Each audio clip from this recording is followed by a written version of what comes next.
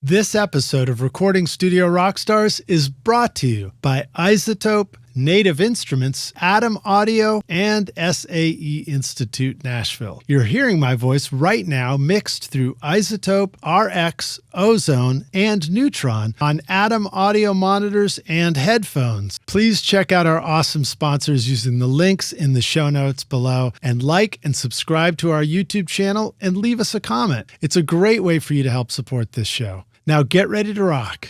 Like, I know how to orchestrate and write and everything, but when you're dealing with really creative people and having to communicate with them, the music part is just part of it. The other part is communicating with people. Trying to listen to what people say, trying to find their vision, to find like what, you know, the difference in like what Joss Stone would want on her Christmas record and what Billy Corgan would want on his rock song is like, they're different. They talk, speak. It's just different. There's a different vibe. You know, it just goes down. Or, you know, Robin Zander singing a French horn part in your ear. I mean, it's just you have to sort of just adjust to how people will do stuff. Yeah. So you have to be quite a bit of a chameleon.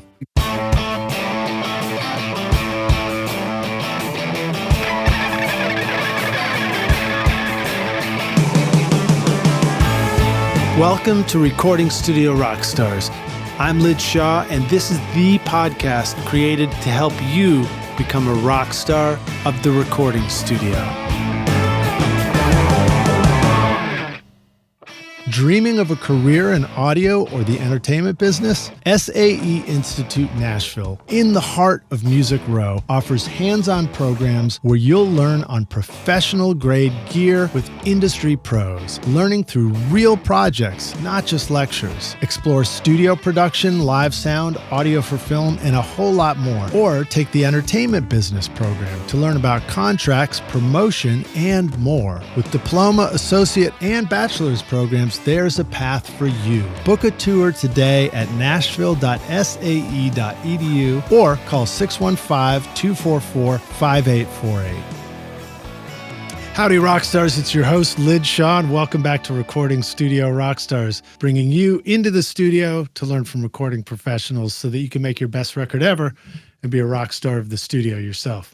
My guest today is Tim Lauer, a versatile musician, producer, and arranger.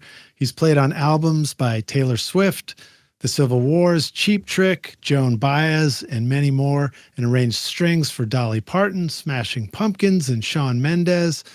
Tim has produced cast recordings for shows like Nashville, Greenleaf, Big Sky, and Zoe's Extraordinary Playlist.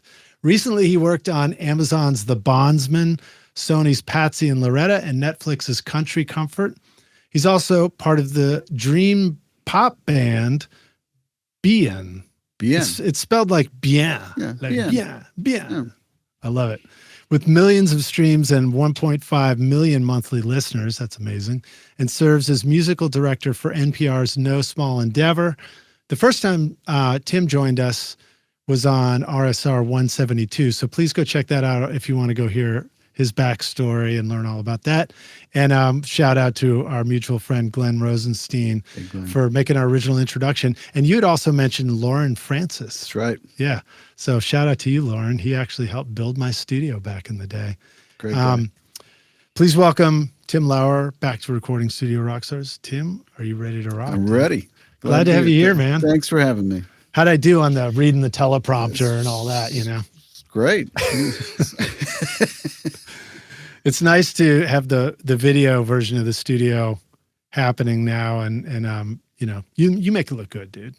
No, thank you. Have you done a lot of on-camera stuff?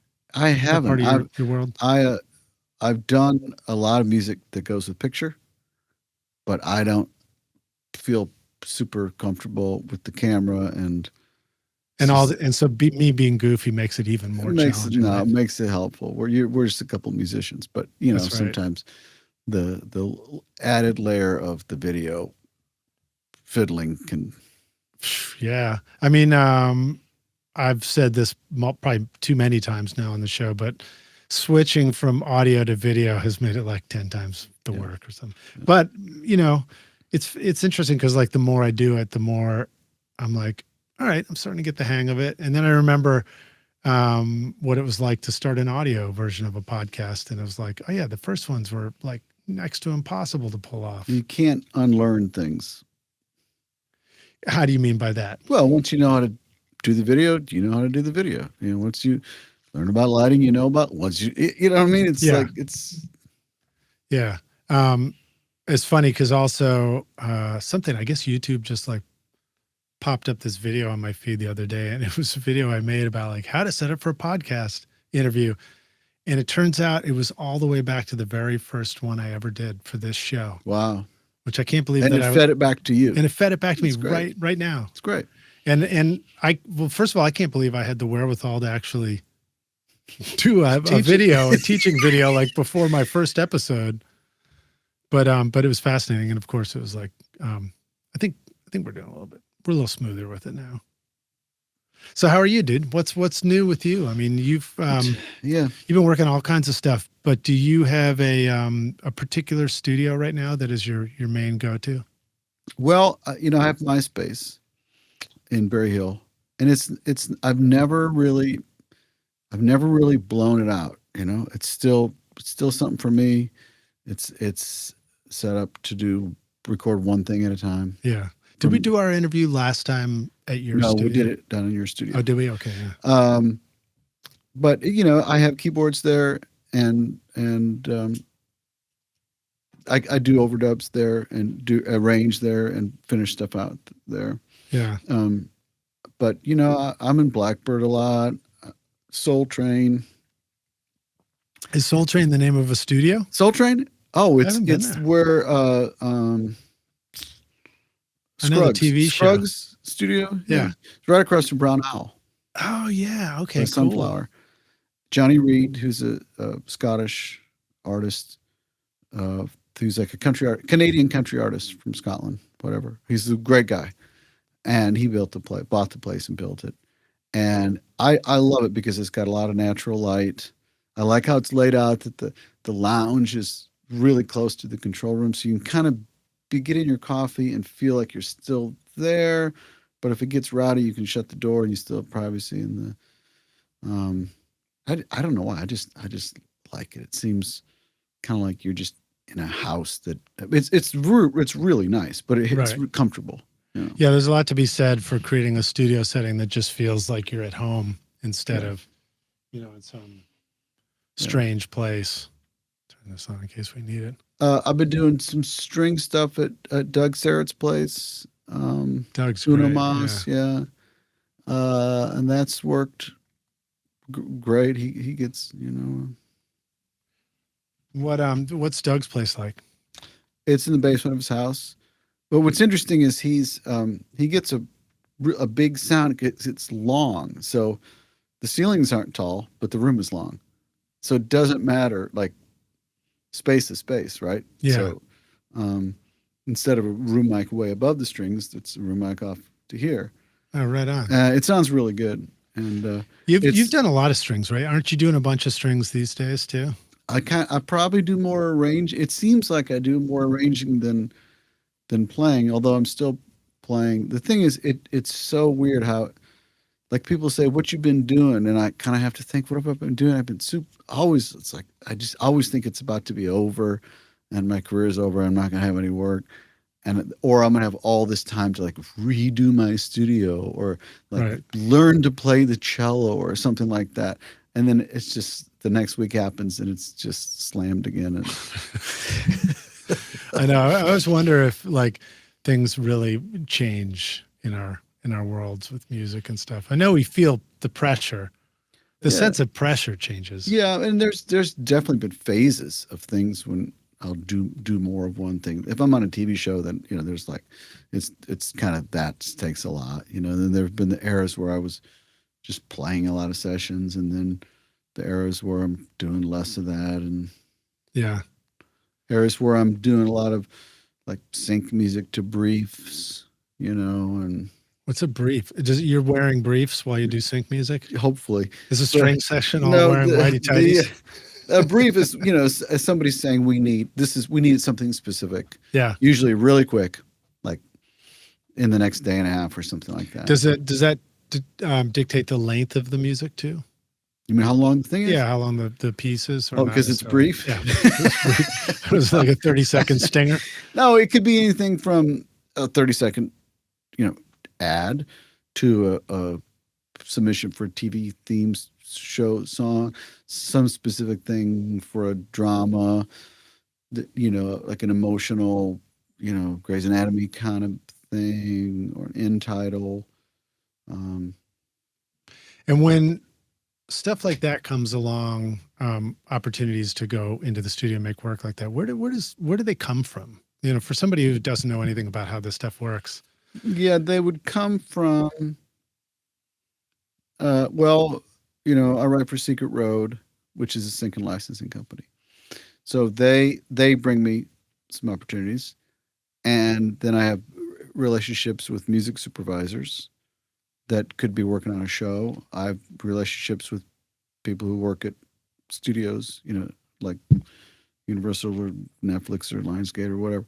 And I also have an agent, UTA, in LA. So there's different directions, And so I kind of probably take it for granted because I've just been doing it for a while. They come from different things, and yeah. Yeah, but I mean, it's true. I mean, I think about when you're new to this, you're like, well, how does that work? Yeah. Especially for people who are like, where do I go find a gig to do something? Yeah. But we probably talked some about that on the last episode too. I think we talked a bunch about session musicians too, if I remember correctly, and charts and all that kind of fun stuff. So Rockstars, if you're curious about that, go check out the previous episode that we did. What about your studio now and your setup? Where you're at, how's that changed maybe since the last time we would have done it? It was interesting. Somebody the other day asked me what piece of gear I would really be sad about. And I just realized how in the box I am now. Yeah. I like the flexibility because I like that I now have a laptop that's the same. I can be working on something in Dropbox and then go home and open up my laptop. Yeah. And still, so same plug, same, and then that same laptop also will go with me in sessions. So it's kind of like my keyboard rig that used to be massive and all hardware and stuff. It kind of just fits in a backpack now. I feel like that's like full circle. Remember the Oxygen 8? Yeah. The little teeny tiny, first portable MIDI keyboard. You'd buy the actual custom backpack that would fit a laptop in your Oxygen. It was just a keyboard. big deal, but I have that. And but my setup hasn't changed that much. It's the hardware stuff I use at my place would be some amps and Mellotron and percussion stuff. I haven't done it yet, but I'm really wanting to incorporate guitar stomp boxes. I'm going to bring my Wurlitzer and Rhodes from Cartage, and I just want to have setups where it's just like, hey, here's the thing, and then there's some fun boxes on there. Like here's a stereo pedal board that I can just pick up and move over to the Rhodes and get something cool going, or stick it in front of me and have it on an insert. Or awesome. So that's the thing. The next thing I'm excited about is getting a little stomp box scenario going. Yeah, Rockstar. So you missed it. We just went off camera for a split second to do an edit where I adjusted his mic, and then the camera gave up. But we're back now. So this is the lovely world of tech and video and keeping everything going. So what were we just talking about? We were talking about my studio. Oh yeah, studio and being in the box. And well, here's the thing about the studios. My place is in Berry Hill, so there's. Besides the other neighborhoods in Nashville, I can walk from my place to Soul Train and past 15 studios. I think it's the actual is 12, know. And there's Paul Mocha's 2 streets over, and Peter Frampton's place, and Kel Muskie was down the street. He's not there anymore, but he was at Addiction. And then there's the East Iris circle there. And it's just like whatever you need. If you need a studio of this size and shape, you can just go should use it for the session. So I've never really wanted to have like a studio that did all the things that I need. because sometimes I want a big roomy room for drums or strings, and sometimes I just need some place that I could cut a vocal and the air conditioning isn't loud because it's 100 degrees outside, and you know, and then I like working at my spot because I'm just comfortable there and I know how stuff sounds there. Is it the kind of thing where like there's a text group and everybody's on it? What for like Berry Hill, you know, the studios. I can't tell you how many overdubs I've gotten just walking by, because I have this other there's another part of it, which is the social. And my thing is, whenever I get a phone call, I have to walk. So if I'm making a phone call or getting a phone call, I jump out of my chair and I start walking laps around and people will come running out and flag me down. Hey man, and come back as soon as you're off the call and play a B3 part real quick. Or, hey, can you look at That's awesome. Yeah. Yeah, that's fun. I mean, it's cool to hear that too, because you hear stories of the old school studios where it's multiple studios in one facility and the shared dining area, common area or whatever, like a Blackbird kind of is like or that. whatever. But here in your situation, it's just like the neighborhood, It's pretty. And then you run into people at the coffee shop and Sam and Zoe's and Baja, and it's Yeah, two hot spots. Or go get a Firehouse sub, right? Yep. Isn't that what people do? Native Instruments supercharges your music production with Complete 15, featuring Contact 8, new machine hardware integration, and cutting-edge synth samples and effects. Contact 8 now gives you the chords and phrases tool for instant inspiration, the Leap tool for dynamic looping, and Conflux, a hybrid instrument for blending organic and synth textures. Plus, Machine 3.0 is here, giving you seamless control over Native Instruments gear and the latest NKS-supported hardware. Use the code ROCK10 for 10% off at nativeinstruments.com. Well, so that's cool, man. Well, now one of the things as I was getting ready for the interview, you've done a lot of cool stuff, but and I don't remember whether we talked much about BN before, but I was curious if you wanted to tell us more about that, about doing your own band. Yeah, thing. It was just really nice to see that in there. It's fun. I've kind of forget about it, and then I realized, oh, that's a kind of a big chunk of time and honestly income. Yeah, it sounds great too. So this is with my wife, who's a writer, and we're both signed. We were both signed at Sony Tree together and at BMG together, and Cobalt and Secret Road. So we've kind of, one of us will land and then the other one kind of follows, or we kind of go together. And we write together maybe, I would say maybe 10 or maybe 10 to 20%, Mm-hmm. Now it used to be a lot more. But we have this band Bien with Jessie Early, who I've known since she was 6. Knew her parents. I played on her mom's record and got to know her mom and dad. And they had a studio in their house, and Scott and Carol Parker. And I just go over there and sometimes they say, hey, have Jessie play her piano lesson thing. And I was in my 20s, and she was in grade school. And so she and Angela started writing, and they wrote these songs that had kind of a sound. And so I was producing them, and they were kind of hanging together with this thing. So we thought, like, is there a genre? What is this? And they were very syncable, and the girls just know how to write. I think they know how to write songs that are syncable and also people want to listen to. Like, there are songs you can hear on an ad that you love, and then you go stream it and you just think, I only need 30 seconds of this, So we try to make music that you can listen to in headphones and enjoy, or listen to while you fold clothes and enjoy, or have on in your coffee shop, or it'll work for a scene in a show or a Target ad or a in title or whatever.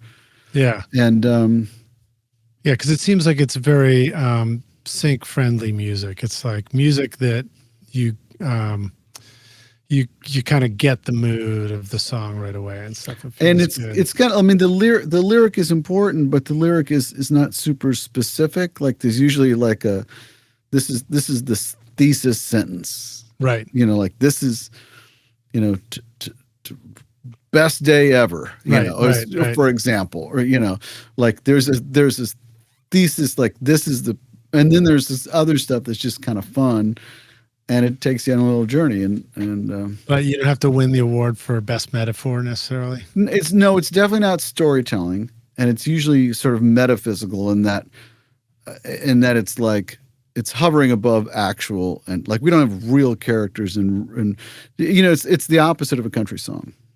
Right. It's the literal opposite of a country song. Wow. That's fascinating. So that by doing something like that, you potentially create music that might be easy to pair up with something else. It's because it's pretty broad, and it's emotional. Some of it's really beautiful and emotional. And I'm saying all this is I write very little of it, so I'm complimenting the girls on the songs. They're to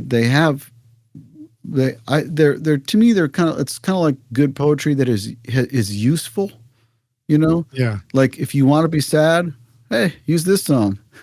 Right. Totally. If you want to wallow in your whatever, your self-congratulatory or celebratory or sadness or longing, or, you know, and it doesn't get so specific that you say, well, this is a breakup song, but they got the details of my boyfriend wrong, so I can't use it. No, right. It has a thing that it's like, and almost like you can imagine it being attached to picture. It hovers over it all. Well, yeah. Talk a little bit about that. So maybe that is all there is to say about it. But you must have learned a lot about what kind of music works for movies and film and TV. What kind of music fits? What are the important aspects of it? Like how does all that stuff work? Well, I think sonically too. I mean, that's kind of where I come in. Is none of it's really like, you can tell that it's modern, but we don't really chase like pop radio. Right. So you hear it and you go, it's modern and it's electronic, but they're definitely not. I'm not trying to find the snare drum sound of the month. Right. You know, and it's synthy, but it's not. I'm not doing You're not trying to break new ground. Maybe that's wrong. I'm definitely not trying to follow a trend. Right. You know, and we inevitably do because we live in culture, and it's also business. So we may follow sync trends. If it's just like, hey, stuff's getting looser and rawer, okay, we might, you know, be looser and rawer, you know, mm-hmm.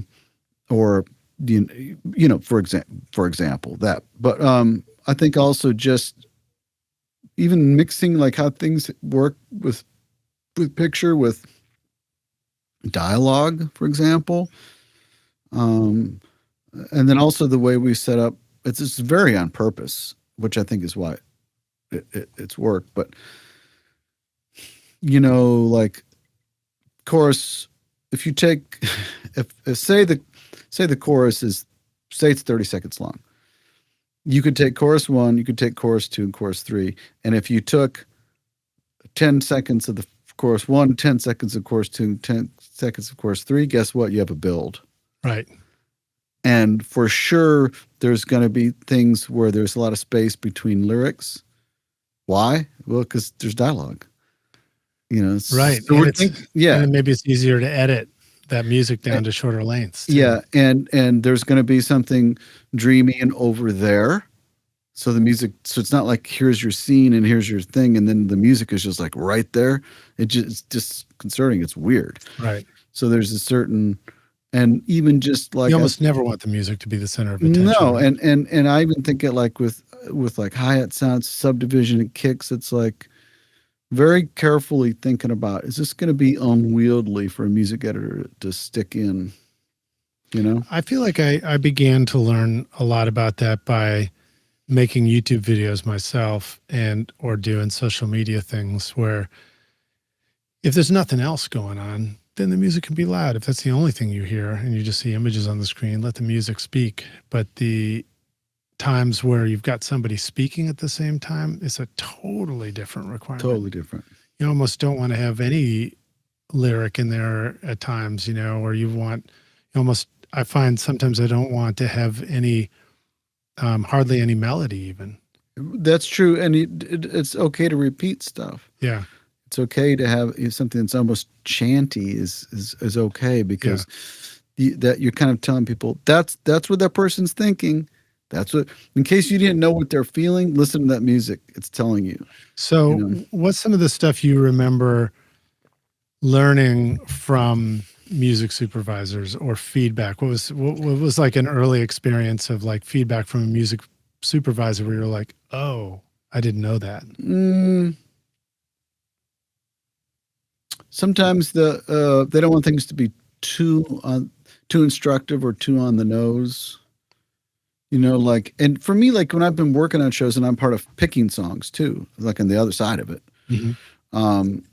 you know, I think sing songs, like, for example, we don't need characters. Like there's no Old Man Johnson. There's no like my girlfriend from, you know what I mean? Like country songs, like name people. Right. No, because there's already characters in the show. And then country songs name places, like, you know, back behind grandma's whatever, you know, like literally will say that kind of stuff. Like this is where it was, the gravel road, like specific locations. Like, nope, we're going to have none of that. When I was picking songs for Nashville, I had like a team and a couple guys helping me, and I'd get a new batch of songs. They would just be rolling because it would be 2 words in. If there was a person, a place, or a thing, out. And if they were saying an emotion, out.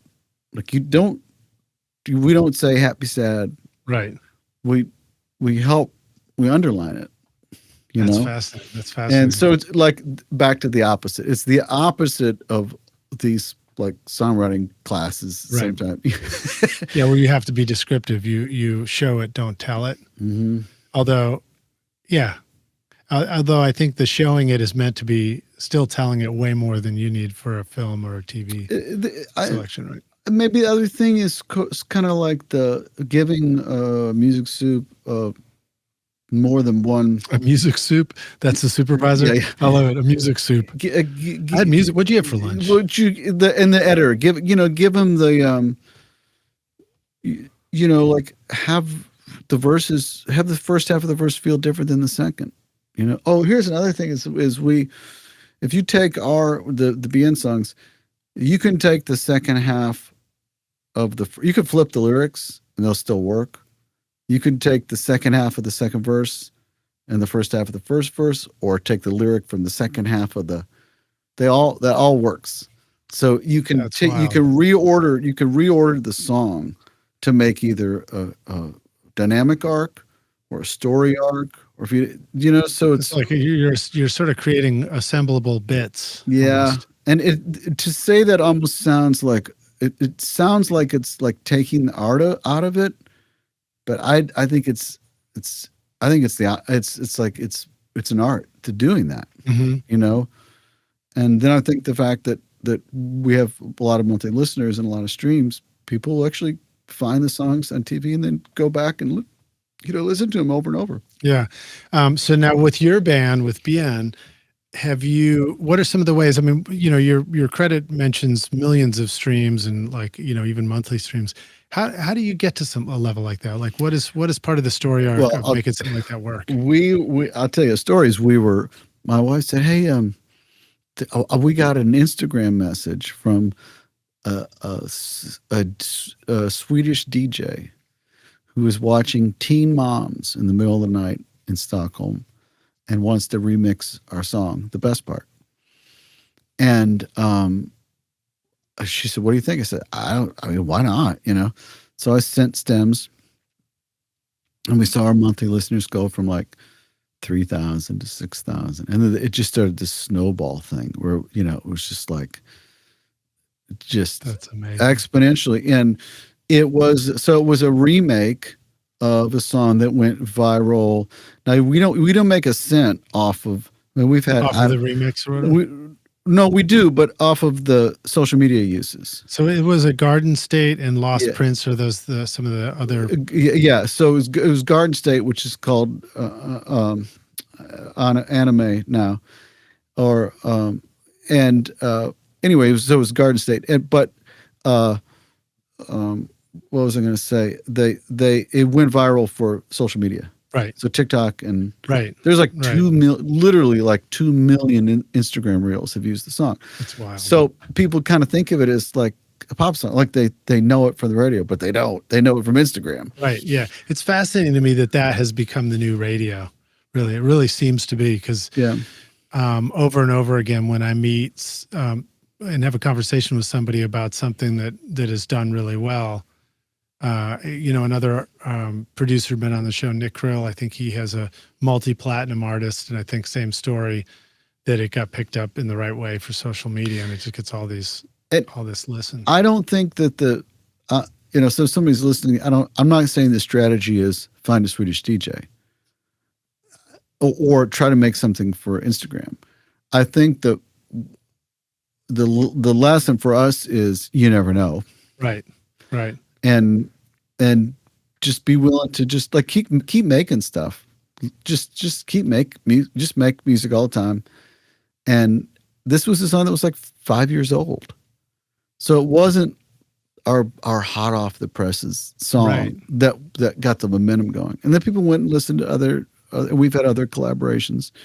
But it's this idea of like maybe you collaborate with somebody that's really in your circle. And that could be great. Like expand your audience, or you can go to your non-audience, go to people who are not listening to you, collaborate with somebody there. And there's no guarantee, it might come through a McDonald's ad, or Ingrid Michaelson broke through the sweater song. There was no Navy commercial. Oh, really? A year later, she's selling out the Ryman. Wow. And so I guess the second part of that question is, when an opportunity does come along like that, have you learned anything about how you hitch your wagon onto it with the band or as the artist, so that you capture as much momentum out of that as possible? What we've just tried to put out, and it's been slow lately because I've been so busy with other things. And the honestly, the TV strike has been really rough for Sync because there's just not shows. There weren't shows made for a while. Right. And does that sort of have a delayed effect too? It's not, everybody thought that it was going to be like pedal to the metal, but it didn't come back. I think the studios were like, I don't mean recording studios, the TV and film studios were kind of like, maybe we don't need to be doing 80 shows.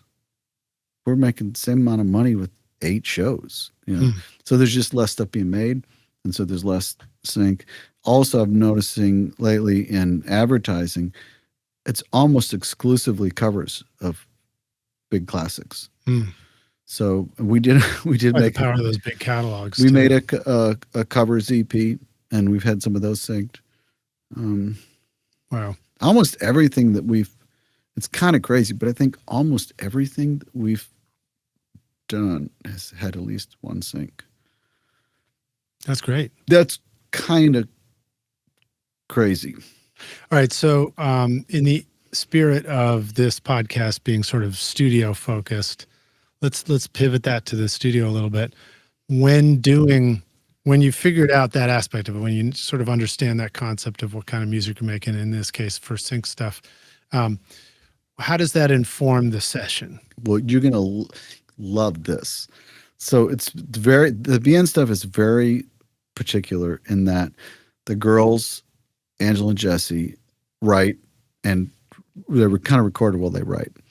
And they write, and I set them up at home with the mic, and here's the dynamic mic and a condenser mic, and here's the UA console. You just hit this preset, and here's Jesse SM7, and just, the whole thing, and then here's your input for the keyboards, and here's Pro Tools, here's Logic. Nope, they just have their iPad with GarageBand, and they find stuff in GarageBand, and if they have a little keyboard, they'll just put like literally put the iPad mic up to an amp or to a keyboard with a speaker. That's hilarious. And all the stuff that I've been hearing sounds cool. A lot of it is iPad. Like the guitar stuff sounds funky and filtered and cool and interesting. The guitar stuff is either I do a lot of the guitars, and almost all of it is direct. And what I meant is the guitars sound awesome, dude. That's what I meant. If it's anything that sounds hard, it's probably not me. If it's anything that sounds like, what is that? It's a guitar, but that's probably me. Yeah. Because I'm just grabbing a guitar and plugging straight in, just not with nothing, no pedals, nothing, and just messing around with stuff, part-wise. And then I go in, and I don't reamp or anything. I use the Waves stomp boxes a ton. Yeah. And those are cool. That's the plugin where you got the rack of stomp boxes. Yeah. Yeah. I think it's just called Stomp. I use that a ton, and just go to town, making sounds. Yeah. Sometimes not even an amp simulator. It's just plugs, you know.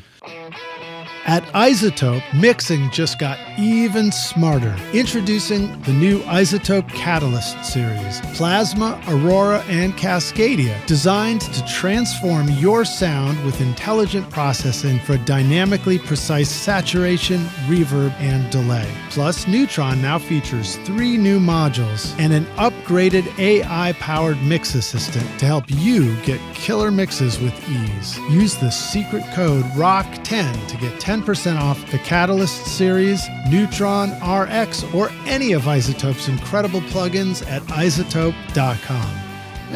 That reminds me, at the beginning of this, I think you were saying you want to use more pedals in the studio. Yeah. Right? Well, let me tell you more about the BN, because this is great. So they get these vocals, and sometimes we don't get better vocals. We don't get a better vibe when Jessie comes and sings.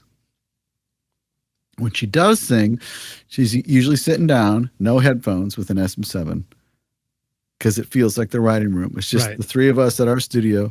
She's just sitting there, and it's coming out of the speakers. I'm not trying to do any fancy cancellation. It's just, you get comfortable. Here's the thing. Maybe the speakers aren't cranked though. They're not cranked. Yeah, they're not cranked. And there's for a pitch reference. there is some bleed. You know, it's you'll hear it when they do their iPad vocals. When they really sound great, I'll sometimes either just there'll be one pass, but sometimes if they remember it, they'll do like 4 passes that I can comp. And a lot of times the verb that they put on there and the compression and everything is just so unique, because they kind of don't know what they're doing. They're both very musical, but not technical. Mm-hmm. They just were like, oh, we just found this thing. And in my head, I'm thinking, this is not the right way to do it. This is wrong. And then I'll try to do it the right way. Right. And it doesn't sound right. And I love it when that happens. So now we just started a song that we're sending off to a drummer today. And I just soloed up their tracks, like with everything they had on them. Like I literally just soloed the track and export, and I just pulled it in. I don't even look at what they had going, and just bounced it. So I got an audio and I stuck it into Pro Tools. That's great. And then, you know, I was working on this second song with Angela, and we did bring in all of the GarageBand stuff, like individual tracks and all individual tracks, and we kind of put each one up. Let me ask this question. How do you do that right now with GarageBand? Is it I'm doing it very export one track at a time, or is it like built in where you just open it up in Logic? Super lo-fi, just export a track at a time. And I try to get the level up. Like if it's something that's really like a pad that's real soft, mm-hmm. I just stick the level up to unity gain and bounce it. You know? Right. Sometimes on vocals, I'll do, if the verb sounds really cool, I'll bounce it like no verb. I'll do their verb, like the verb is at 62, whatever, on this little slider. I don't even use GarageBand that great. I'll bounce it like that. So this is okay. And then I'll do it dry, and then I'll do it 100% wet. And then if I comp and you can mix it, remix it back together. I'll just group it together. And sometimes, and you know what? Sometimes there's noise on it, and there's dogs like walking by and scratching their collars, and Jesse's got little kids, and there'll be kids in the background. We just roll with it, you know. Yeah, that's amazing. Well, so another thing that I noticed about those mixes too, especially in the vocals, is the vocals sound great. They sound great. It's SM7. And the other aspect of it too is the really great use of wash effects and reverbs and things like that. So I wonder if you could talk to us a little bit about what you've learned about that. You know, what some of the giant reverbs you use in those mixes. Part of a cinematic sound is front to back, right? Mm-hmm. So if you want the difference between watching a phone on a movie on your phone or IMAX is part of it is just delivery system, right? So instead of here, like you have so I want there to be a feeling on the BN stuff of peripheral, you know, there's frequency that's up and there's down, mm-hmm. and it's still lo-fi. I'd say kind of lo-fi bedroom pop, you know? Yeah. But it's also, it's plenty wide, you know, and, but then there's also a front to back. And so the front to back means there's going to be something that's absolutely bone dry, probably. That's just right there. Right. So by the use of the effects and the reverbs and stuff, we can kind of establish the depth. So if there's there's two verbs, say there's a medium plate and a hall. Well, you kind of have two places. But now I'm trying to make it so there's something close, and then there's probably a room that I can put stuff in, and then there's probably a room put on things. So, for example, if I played a little shaker, I'll decide, do I want the room to be on if it's panned over here, do I want, you know what I'm saying? Like, I want to put the verb on the track. Yeah. Or do I want to put it on a send? Right. Sometimes I don't want the verb to be stereo. I want it to live with the instrument. Right. Sometimes I'll put it on the instrument and add it to a thing. But for the washies, I'm just not afraid of like too long reverb sometimes. You know, as long as I'm making sure that the chords aren't getting mushed up, and especially bottom end. So right. But you know, I'll take a super long to me, maybe like 18 seconds or something, or a freaking shimmer. You know? Yeah. Valhalla. The Valhalla, but the problem with that which sometimes is a free plugin, I think, isn't it? I don't know if it's free. It's close to it. It's not very cool. It's not expensive. It does do a cool thing. But I then make sure that, because it does sound shimmery. So I try to get the advantage of the length of the distance. Yeah. Or like I'll take shimmer, but then I'll stick it through the Waves spring, which I love, by the way. The Magma shimmer spring first into the right, and then so the spring then takes all the length, but it kind of shaves off, or put it into sketch cassette or something like that. Yeah. So it has some vibe on it, or That's put it in cool. freaking deverb. You know, just preset deverb. I'm always amazed at the number of times deverb was like the answer. Well, the nice thing about deverb, the deverb hall, is the pitch. It has a pitch. Oh, it drops off a little bit. Drops off by default, or just. I think it just does. If you play a snare, if you play a pitch, a piano, and then hit stop, you'll hear the pitch change. Interesting. So it's more complex. Yeah. And the other thing that I do on those is there's not expensive stuff, or crazy kooky stuff, but say there's a 2.8 second reverb with a 40 millisecond pre-delay. Mm-hmm. I'll do 3 of them, different ones. Same settings. I'll do a deverb, Valhalla, and something else, and make it all the same send. And you'll be amazed at how great it sounds. Like an unbelievable upward reverb to me when you do that. So just by using 3 different brands, take 3 different, the same thing. Doing the same parameters. Are they parallel or feeding one after the other sequential? No, they're feeding individually, you know, so you can kind of mix them. But say it's, you know, send 5 and 6, whatever, and they're all input 5 and 6, and then you just have them.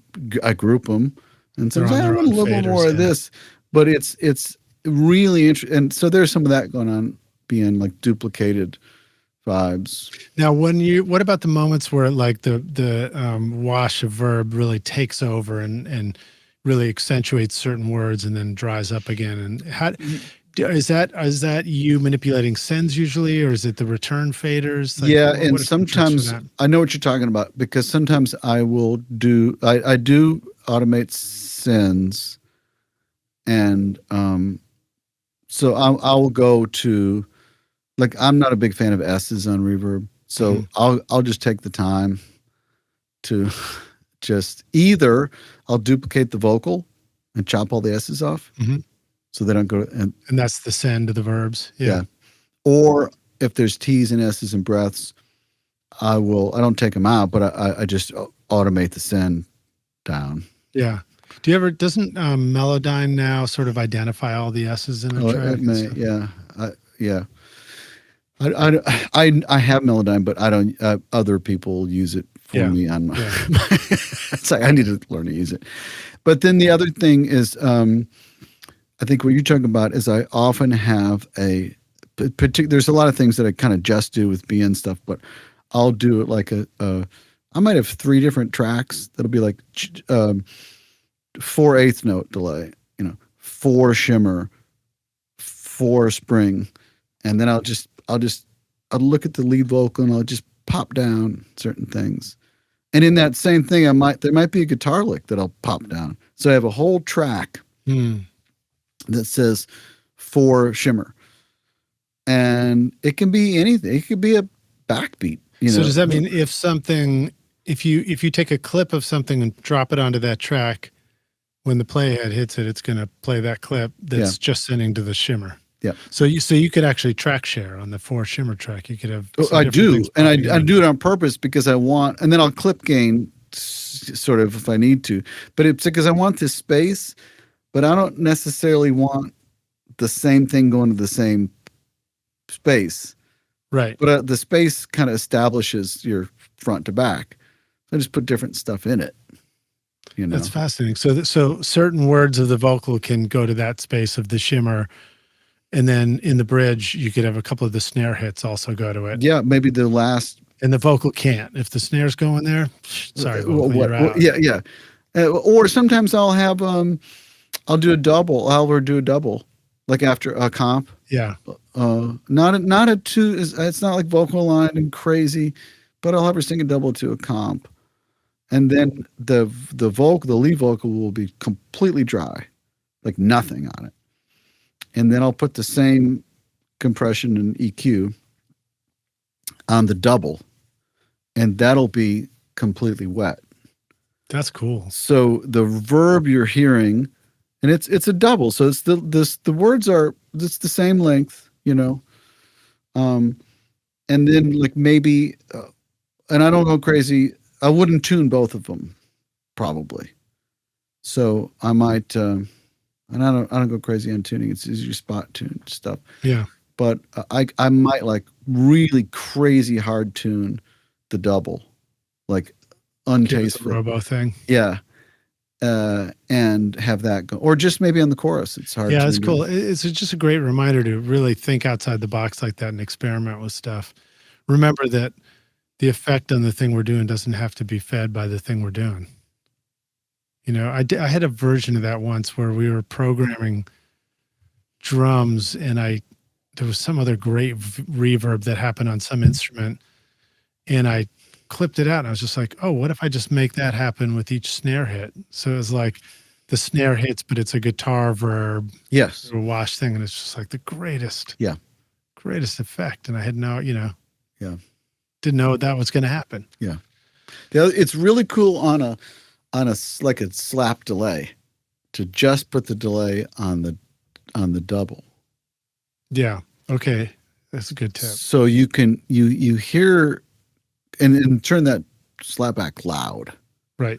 So you hear that you've got the slap for sure, and you hear that you've done a double of the lead potentially, but you don't really pay attention to whether that double tight or not because it's on the slab. You could take the double and move it over an 1/8 or 1/16 and lo-fi it and not have it not compressed, which is kind of fun. So you have your lead compressed and then you make your double not compressed. So it has dynamic range. Yeah. And then just shift it over on the grid.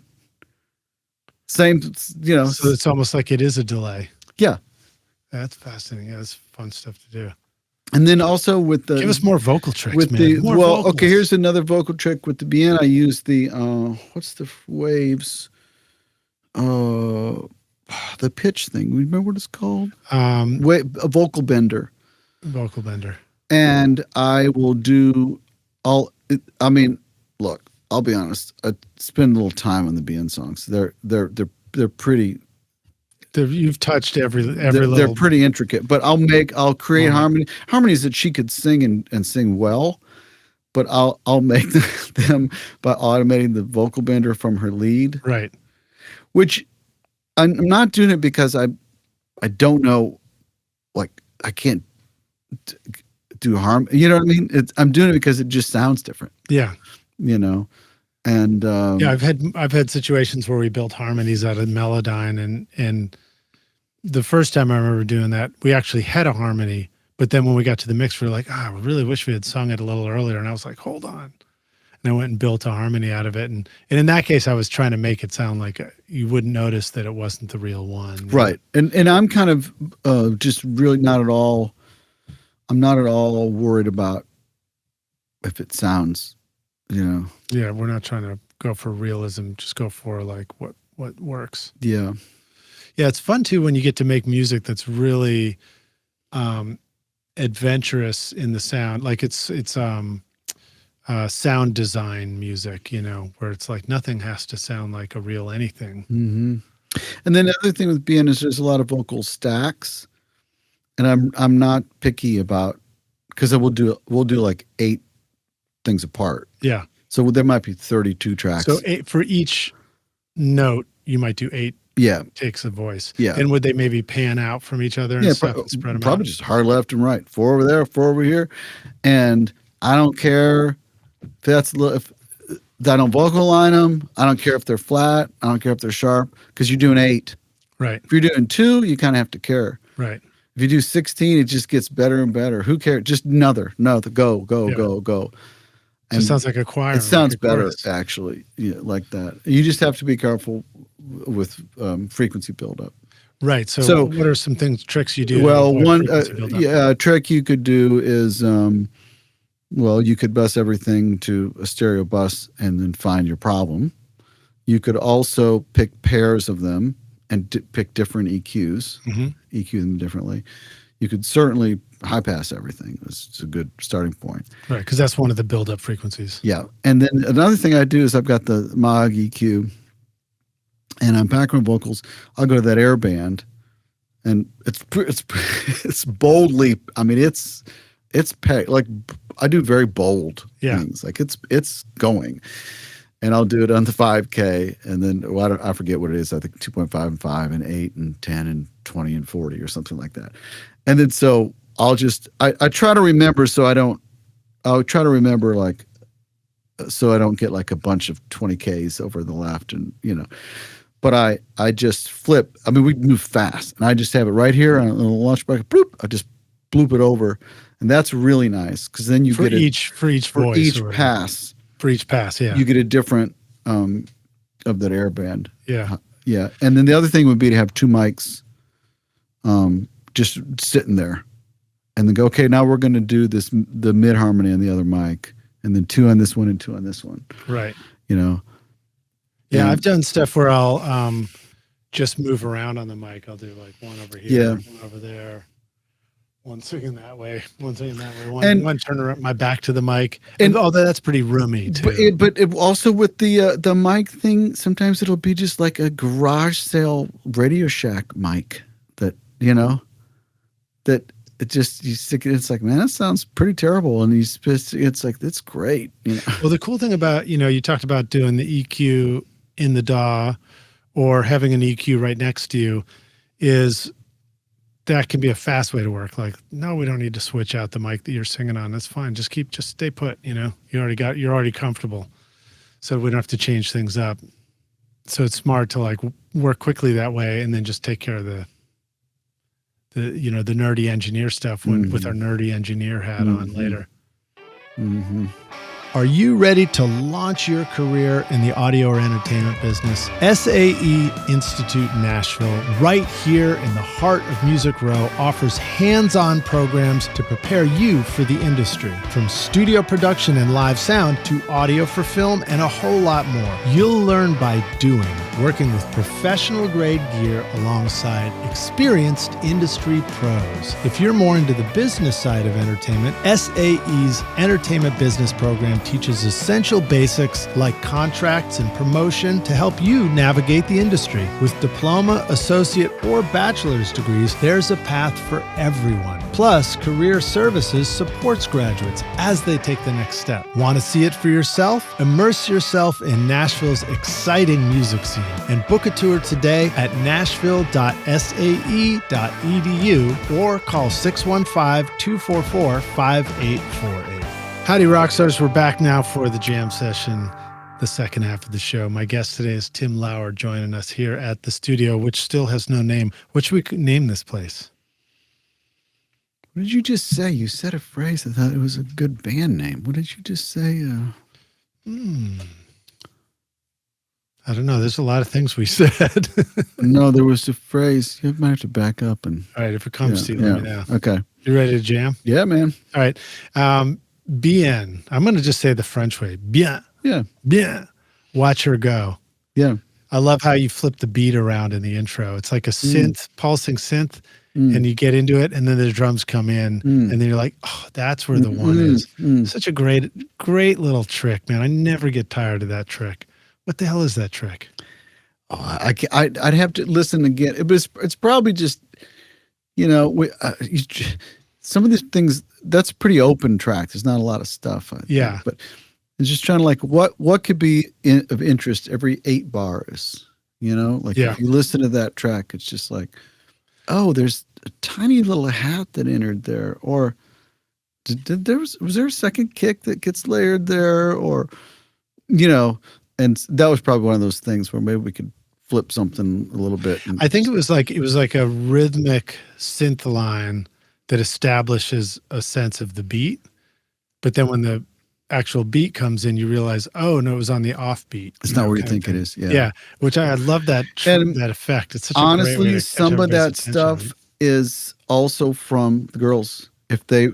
I don't know, sometimes they'll find loops on Splice and things like that. And then they forget where it is, or don't ever think about where the one is. Yeah. And then when I bring it and stick it there, they're like, no, it doesn't go there. It goes one over. And you're like, oh, okay. That's awesome. That's great. That's great. What about, I wanted to ask you that, like, so synths and drums in the Bien production. Yeah. You mentioned Splice just then. I'm guilty of not really having a lot of experience with that in my production myself, but people bring it up all the time. It sounds like it's a pretty good tool. I make really quick decisions, and I usually put in like descriptors, like I'll do like tight snare or like, puffy kick or, things Where like. do you put something like that? Just in search, Oh, I see. I see what you're saying. Yeah. And it lets you find it by name. And then I'll just take the little down arrow and go boom, boom, boom, boom. Sometimes I'll play the track and I'll just kind of find like, oh, that kick works great in that thing. And like I was doing that this morning and then it wasn't quite right. So Angela's with me. We had 4 different kicks up and we just would audition the kicks till we found How does it integrate? Is it an app that's like a plugin? It's a separate app and you click on it and it's like, there's 1 credit or something. Like you get a certain amount of credits, I think, a month. And I just drag it in. But I just started, for a long time, for drums, I would just drag them into my session. And then I got this from my buddy, Bobby Campbell, who works with Angela with some other sync band kind of things. And I was over there and he drags it into, to battery. So, which I started doing, and it's great. So instead of just dragging your kick drum into the session to an audio track, make an instrument track with battery and drop and drag. Now, guess what? You can tune it. Right. You can add saturation. And you can play it. Figure out how you want to play you it. You can play it. Yeah, and then you have velocity, to playable velocity, and you can change the length and filter it and all that and automate that stuff inside your player.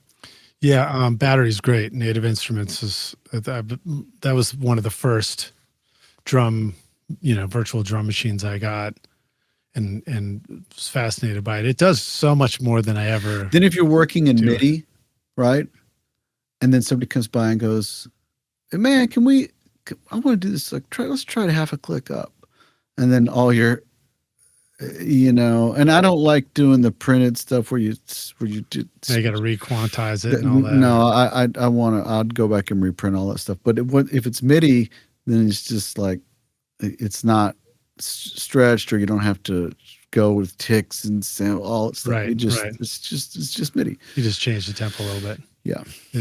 What about Machine? Is that another one of the? I've not done it. I've seen people get great use out of it.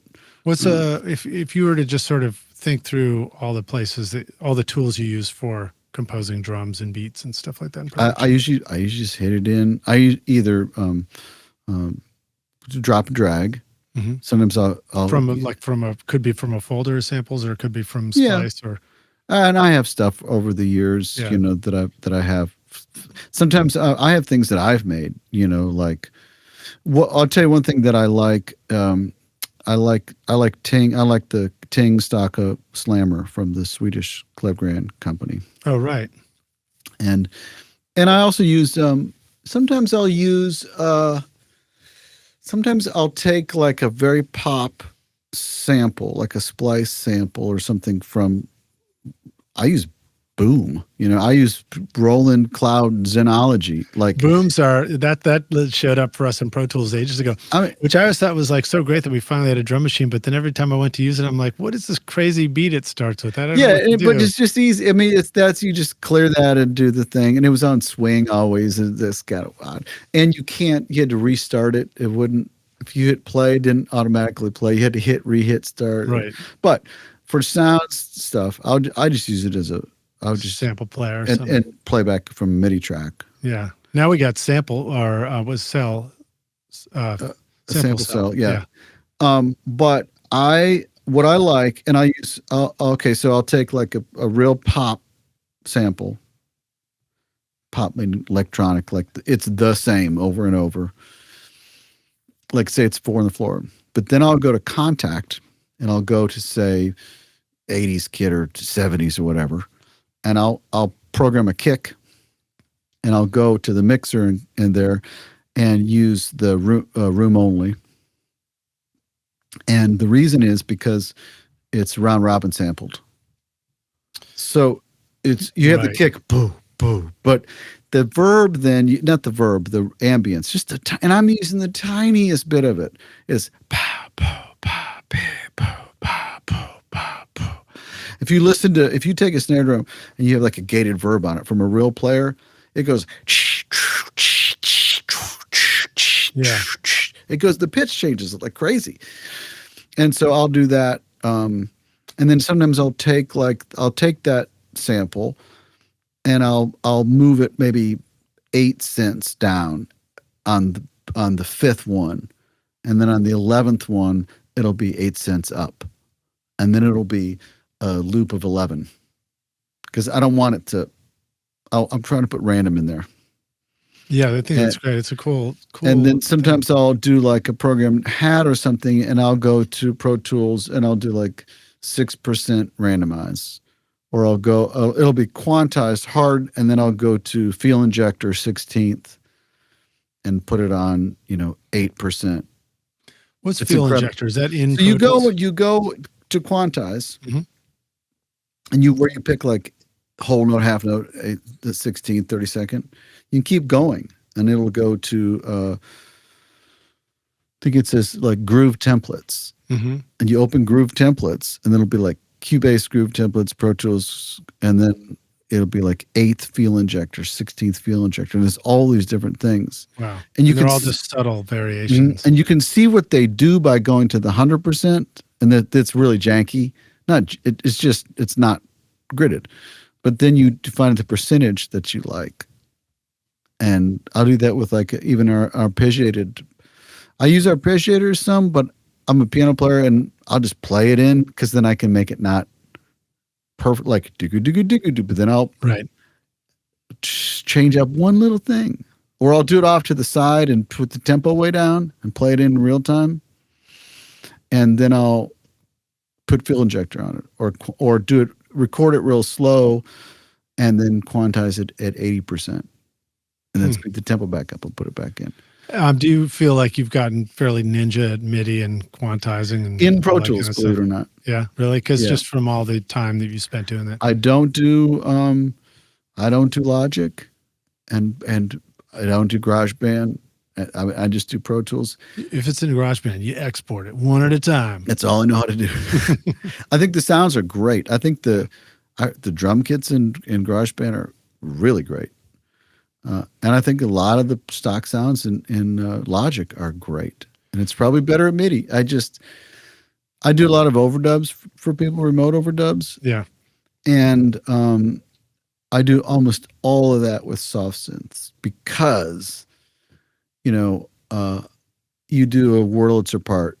I've got a Wurlitzer over there, and I've got an amp, and I've got compressor pedals and whatever, But say I do the part, and then they go, man, I wish it was a little less distorted. Then I got to replay it. Right. Or they say, dude, can you do me one more pass? Just go a little funky with it. Well, tell you what, I don't want to have to match up my thing and blah, blah, blah. So when I do overdubs for people, it's in the box. Yeah. Because I can piano all that stuff. It's in the box. So what have you learned about it? Because I've done a little bit of that where I was like, I'm just going to use this virtual Wurlitzer or whatever. And I found, I was surprised. I felt like I was struggling a little bit to get something that felt playable to me out of the speakers at first. Whereas like when you sit down at a real Wurlitzer, it sort of inspires you. So what have you learned about why we have that discrepancy between the two? And is it really an obstacle, or do we just not have something set right and we need to rethink how we look at the sound? I think for people of a certain age that have been around certain gear, like I'm 56 years old and I've been doing sessions since my 20s and had a Wurlitzer since I was 18. So I know what that action feels like. Right. And I know what a Fender Rhodes sounds like. It feels like, and what a clav feels like, and what a B3 feels like. Yeah. So it's really weird to me. I don't like playing a piano part on a Nord. Just like, are you freaking kidding me? Like, I can't play a piano part on a Nord. This is, but I can play programmer piano, and I've got this old like M Audio MIDI controller, but I'll play B3 parts in that. I play piano parts on that thing all day long. I don't mean to bag on the Nord. I'm just saying it's an example of a thing that I don't interact with that action on a musical level. Right. It doesn't make any sense to me. Well, you're just referencing the fact that we live in this world of synths and MIDI controllers, which are perfect for playing a synth note, but because they can double as the controller for something like traditional, like a piano or a Wurlitzer or a Rhodes, which have their own keyboards, and so therefore they have an action that we're familiar with. That's why it feels like a weird matchup. It's the equivalent of playing that gut string guitar and having some like AC/DC sound come out of it. It doesn't compute. So my point was only that this controller that I'm using, I feel okay. Like it's like, that it probably doesn't feel any closer to a Wurlitzer or a Rhodes or anything. It's just what I feel like I can interact with. So I sat down to do overdubs on one of my songs on my record, and I was like, I'm gonna do the whirly stuff, and I knew the guitar parts, so I figured it out, and I learned it on the keyboards, and I was like, holy shit, this is really hard to play keyboards, you know. And I remember spending hours and hours just to like figure out how to play the line. Yeah. Well, it's not much of a story. It's more like it's striking how challenging some of this. I think the story is that the way you deliver, you might write an essay differently with a pencil and a paper than you would with a typewriter or with the word processor laptop. Right. So it does matter. Right. You were showing me your SSL controller for the plugs. Yep. So it's the same parameters and it's the same thing. But you said that by you not looking at the picture, not looking at the interface and grabbing knobs, there was a different result. It's different results. Because the way you interacted. So I think that's the deal. So I try to, you know, on the World Tour Roads B3 thing, just kind of go to myself, this is not going to feel, you know, and then I try to listen, not thinking, I try to listen to it and think like, and then I can honestly say, you know what, that sounds more like a well-recorded and well-played Wurlitzer than if I had just play the actual one. Well, and also by the time we get into mixing and manipulating it, we sort of it's a bit of the punchline about recording real instruments is they perform great when we use them, but then the first thing we do in the production is we start sort of undoing that and controlling the dynamic range and exactly and right, changing the sound of everything. You said Sarah Bareilles, and isn't that or Ingrid Michaelson? Ingrid Michaelson love song. That piano is so aggressive. No, that's is Sarah Bareilles. Yeah. It's just compressed to death, and it's great. It's great. It's part of the whole. But it's never going to come out of the actual piano sounding like that, right? Know? So interesting examples. I had an idea I was going to follow up with, but I forgot what it was. So. But you asked about synths. The other thing, though, is part of the BN sound, more than like my thing, is tiny keyboards. So like Casios. Right. I have the little Yamaha reface things. I didn't know you were doing all that stuff. That's great. I've got the Roland, like their little Juno. I have those. You got all the Casio SKs? I have the SK, and I have the whatever those. And so that's part of the deal, you know. Yeah. And the Mellotron. And so how do you like to record those little miniature keyboards? Sometimes put a mic on the speaker, and sometimes just find whatever the adapter is, and go in either mono or stereo, or sometimes play through a Cool Cat chorus, or play through something like that. So that brings us full circle back to the pedals. Want to use more guitar pedals. How do you envision kind of an ideal setup for being able to use more guitar pedals in the studio? Well, there's always the question of stereo and mono, right? So it's interesting to me that I'll be on a session and there would be a guitar player making this really cool ambient sound, and he's going to one track. And then I send him a really cool ambient sound, and they go, "Hey, Tim Rowland, get in the left side." Wait a second, and I say, "No, I'm just sending it to you mono." Can you send it stereo? So I think this is we'll have to report back. My idea is that I want to have a mono pedal board that a guitar player friend could come over and just walk in, and I could hand him one of my guitars off the wall. He could literally walk in with nothing and play a part and be kind of happy. Right. But I could also amp on that pedal board too, or well, I want to have a couple amps on the ready. I want to make it. I need somebody to help me with this, but I want to be able to very easily just send it the mono signal either through a virtual amp, or just straight into the. Do you use like Guitar Rig or any of those? Yeah, various whatever. Yeah. I use the Club Grand. There's an amp that I like there, and I like Sans amp. I like the Waves. Their amp. Mm-hmm. A lot of times I use that Wave Stomp Box. Their Overdrive. or their overdrive, and that is the amp. Yeah. Okay, so either that or to be able to send it back to an amp in my other room. So I think a mono thing. Then I want to have in front of me, I want to have some stereo things like I want to get the chroma console pedal, and then maybe something like an M9 that's various. Like I want to have like 3 stereo pedals right in front of me. What's the chroma console? Is that like the hologram? Yeah. Yeah. But I want to have them in front of me so that I could just like, I don't know, I got to figure this out, like have it as an insert or a send or whatever. So I say that there's a pad and I want to just mess it up in real time. I want to be able to print in real time doing knobs. Yeah. And then I also want to have like a over at Paul Moak's, they have these great tape delays and stuff.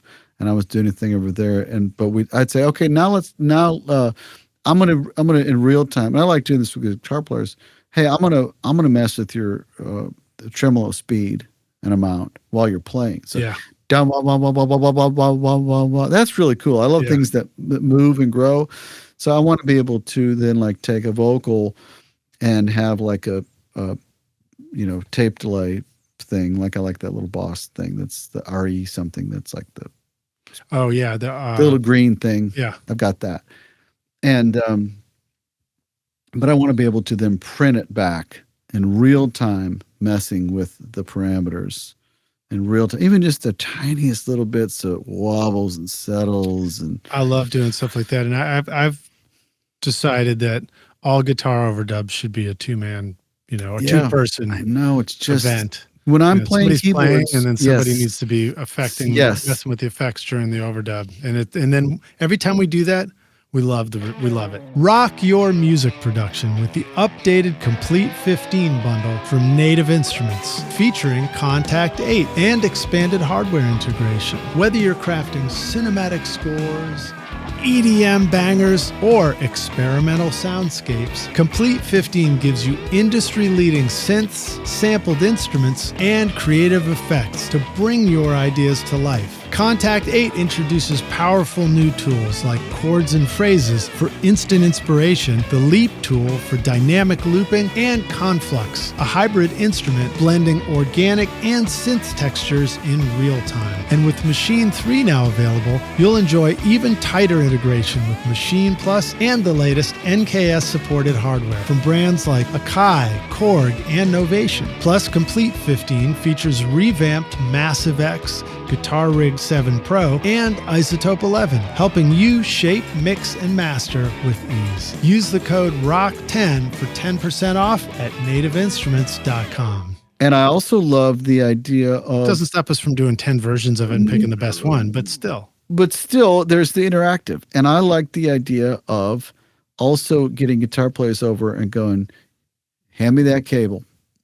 Hang on. And they might hate it, but I'll love it, and they might love it. The idea of like I'm getting a sound, and then we're interacting off each other. Right. So like you're helping them dial in the pedal. I want to basically be able to have a mono or stereo option for me to play keyboards through, to record to, sense the stuff back through, and then I've got the radial, that little orange thing where you can, because I did some stuff with cello where I had distortion and stuff like. Just a lot of distortion on the cello, and then I would just mix it in just a slight bit, and it just brought it right, or like a cello through a Dynacomp and a Boss EQ with all the low end taken out, and so when you hear it, it's like really really janky and aggressive, but then you just put it like 15% of that mixed in with the full bandwidth hi-fi sound. I'm glad you brought up the EQ guitar pedal. It's like one of those unsung heroes. Bukovac, I was with him yesterday, and I said, "Tom, you got 4 EQs?" He goes, "Yeah, man, it's the most important." He said, "I could have 1 amp, and with an EQ, make it sound like 8 amps." His point just was like the little Boss with the, what is it, like 5 or 8 or 6 little sliders, graphic EQ. And he also had like several different tone shaping EQ options. You know, in addition to in the M9 that has an EQ too. That's cool. I worked with Tom on a session that Ross Rice was producing many years ago, and then the late 90s, and that was when I met him, and I've never worked with him again, but I remember I was like, this dude's cool. We connected. Yeah. So, Tom, if you're listening, man, come join me on the podcast. Let's talk about making records. The interesting thing about like the high pass in the M9 is that it doesn't do it all the way. So it's not like if you're using like the Waves thing or the Avid filter, it really filters it. This kind of, it's more like a shelf, it's still in there. Anyway, so but I think the part of my idea with the pedals is interactive. It's real time. Yeah. The other thing is it's knobs. So you could be plugging a guitar through it and playing, or you could be sending something back out to it. That's right. And you don't really want to have to plug something and unplug something. You want it to be right. I want it to be so. And I'm also bringing from my cartridge. I'm going to bring my real tube spring reverb and have that live there. You might want to have a board that's pre-wired for both options, and it's just got a little rotary switch like the Franklin audio. Yeah, like that's exactly what I was thinking of. Yeah. And you just switch it over, and now it's the guitar going through it. Switch it over, and now it's the other. Yeah. I mean, because you could have a mixer, you could blend things too. That's the other thing is I was thinking of bringing, because I don't really, my cartridge thing is kind of not a thing anymore because it's just, but I have the whole rack that's like a sound mangling rack with compressors and pedals and nice drawers. Yep, pull out and the drawers and a Sans amp in there. And I can mold it. I have a patch bay. I'm a keyboard player, but I'm like kind of engineering too, so I could mult things. I could do like a clean and a dirty Wurlitzer and mix them together and then send the engineer one sound. I could compress the reverb only. I could distort the spring reverb, but have the actual signal be clean. So bring that thing into the control. So I might do that. It's probably got wheels. You can probably wheel it to. But I got to tell you about me. I like to get stuff done. Yeah. So I'm definitely not the guy that's going to go, this will be fun. Let's set up. If it's there and easy to do, I'll wear it out and do it. If it's not easy and it's not right there, I mean, if I got to take a mic off a stand to put another one on there and I'm really excited about a part, I don't care if that mic is going to sound better. I cannot wait to play this part. Yeah. Just go. Yeah. So I have to make it so it's not. And then also I mentioned before, it would probably be for things when either I'm the producer or the client, or something that the artist or client or whoever was there, because you can't undo that stuff, So I love all the things in the box, and I love and I have a lot of sound mangling things in the box, and I like that you don't have to be committed, Yeah. Yeah, I do enjoy that because there are some adjustments I want to make later, but I also really like committing to stuff because in my situation, I'm also working with bands and stuff like, it's like we need to get to the finish line on this stuff by committing to. And you can get if we're speaking of bands, it's somebody's like it's coming out of a guitar. If they're sitting there over your shoulder, freaking out about something, give them something to do. Hey man, why don't you go find some stomp boxes and get on the floor and help out your buddy and turn up the distortion on the choruses and back for the verses, and then before you know it, they're out of your grill and they're exactly sitting on the busy. Yeah. What should we do for lunch today? Yeah. I've gone through some of that too, trying to hook everything up and get it so that it's easy to use. Sometimes I find that you get to the other side and it's not any better though. It's like is the grass greener, Like, have you ever done that where you've made everything available and then you're like, now I can't really use it. It's too much all at once. This is interesting because I'm slowly getting there to where I think I'm going to have interchangeables. Like, instead of having 6 stereo pedals lined up, I might have 2, and then I might come in on Monday morning and swap out you know. But now let me help you with that. Yeah. So all you have to do is swap out one pedal. Yeah. But I propose that you get one of those old watch display cases that like they're on shelves. Yes, and they're rotating, or the sushi train. Go to the sushi that goes by. I'll grab that sushi tray of pedals in the studio. But you know, like I have all 4 of those Reface keyboards, you know, and I have like a bunch of Casios and a bunch of those Roland things that you drop in the keyboard. And so I think it'll be like, well, this, instead of going, I want 4 Refaces in the thing, I want to have the power supply there and the 1/4-inch cables and just take it off another shelf. Yeah. And stick it there. So here's the white one, the Synth, the CS for this week. And then the next one is going to be the red one, the organ. And then, you know, so it's in the same spot with the same routing, but it's just enough to keep it interesting. Conveyor belts for the studio. Yeah. As a vegan, I can say it's a better use for a rotisserie oven is to just put your keyboards in there. All right. Well, so let's see. The other thing I noticed in the Bien productions was the drums really did sound awesome. Like your use of the samples and the synth, you know, they're kind of darkened tones and stuff like that. And it made me think, it reminded me of flipping through the Native Instruments contact libraries of drums, like 40s drums and all that kind of stuff. Is that sort of a world that you dabble into, or are you where you find some of the sounds and the drums and things like that? Yeah. I do find some of that comes from the Native Instruments thing. Yeah.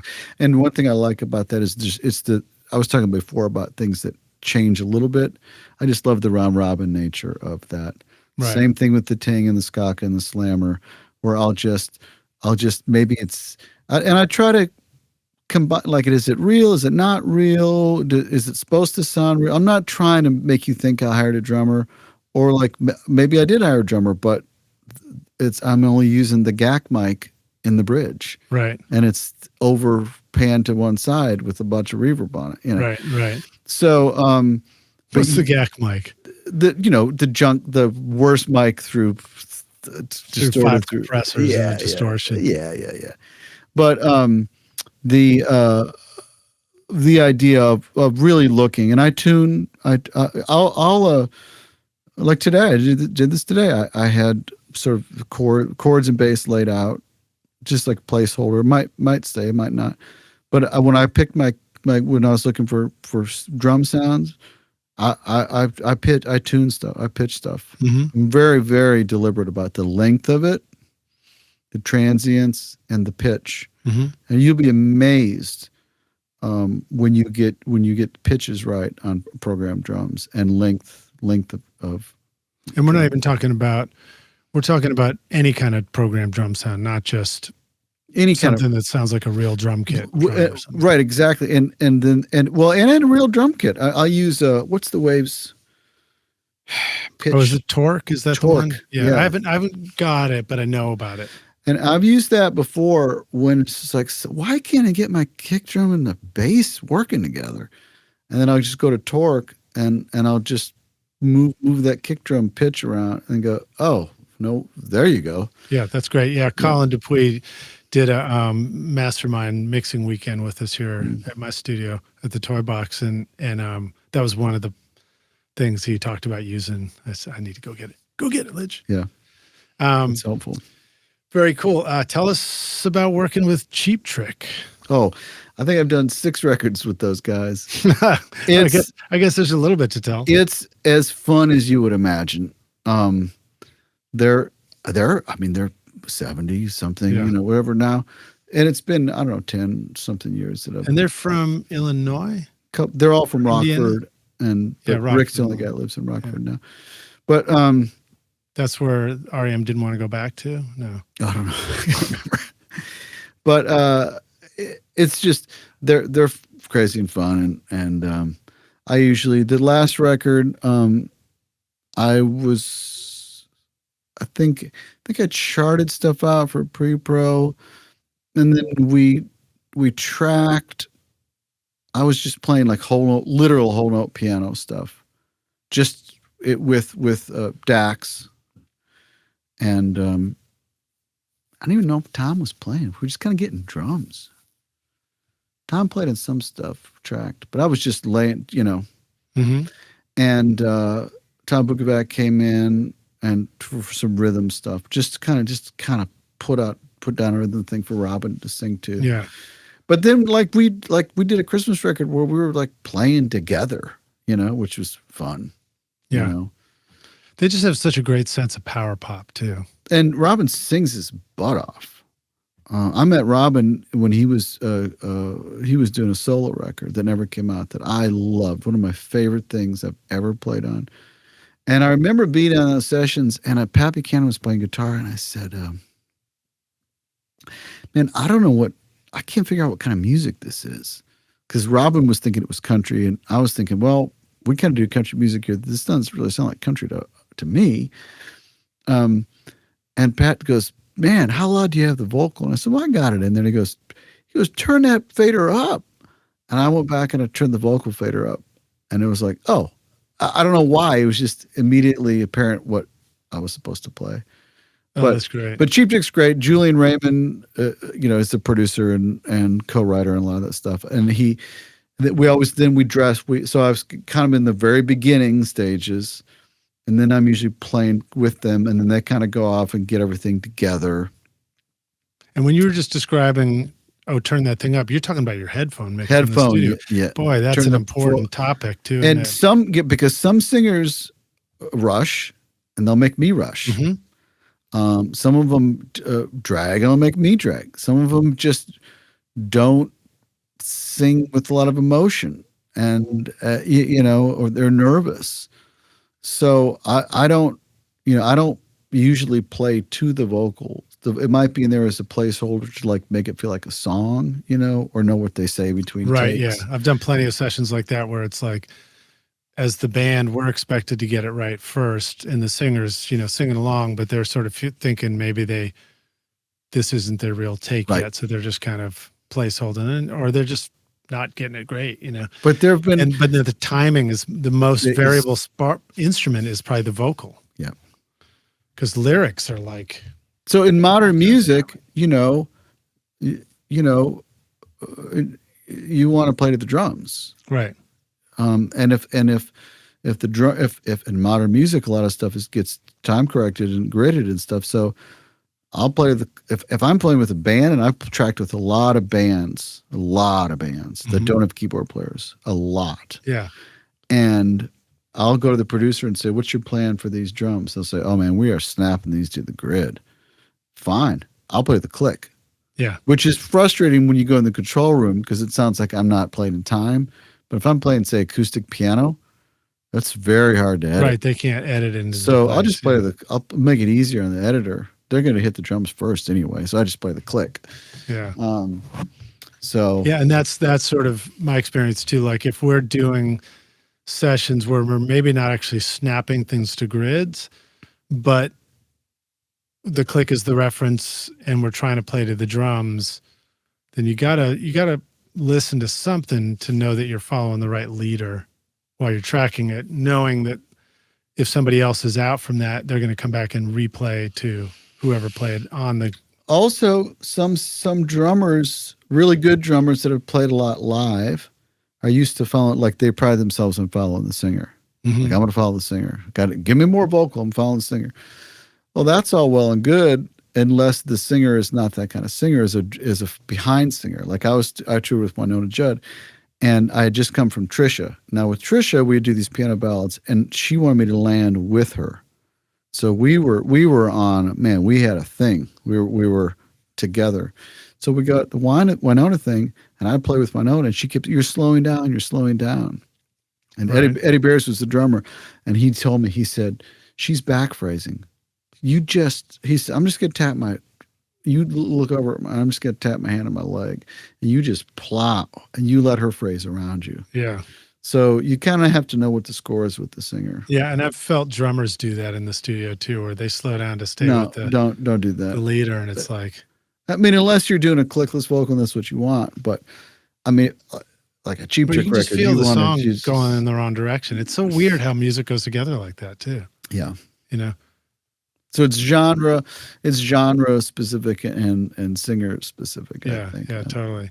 How about the Smashing Pumpkins? Well, then let me say a Cheap Trick. Then I always, when it's kind of all together, then I always come back and do the like finishing touches, like Dream Police stringy things. And, right. and you know, sometimes I'll track on piano full chords, and we just mute all that, and I'll just play like big, hard, low notes. And right. we kind of read, sometimes it's like I'll do synth things that you don't know as a synth, but it kind of glues in power chords. And so there's a couple different roles, you know. That actually reminds me of something to bring up and see what you think about this. You saw that I have some modular synths down in the studio, analog, and they can be, you know, you learn when you get into that world, you're like, oh, they're just not automatically in tune when you turn it on, you know, depending on which ones you're using. But what I've found is they have a remarkable ability to blend right in with real instruments in a band in a way that maybe a perfect digital instrument doesn't. And then vice versa, you know, a perfect digital track, is it challenging sometimes to make the analog synth fit in there in the right way? You know, it's interesting that my main, like, just take a keyboard to a session is this Roland Phantom. And there's a parameter called analog feel. And I was doing this yesterday, and I just cranked that analog feel, and it got real kind of, right. But somehow it fit. It was just better. It was just the track better. Yeah. Yeah. Cause I think there's it's just like as soon as you grid something, everything else now has to go to the grid, you know. That's absolutely true. And I think it's similar with tuning. Yes. I totally agree. Or can be. I totally agree with that. Yeah. Okay. So how about Smashing Pumpkins? Cause that's in your playlist. Yeah. Too.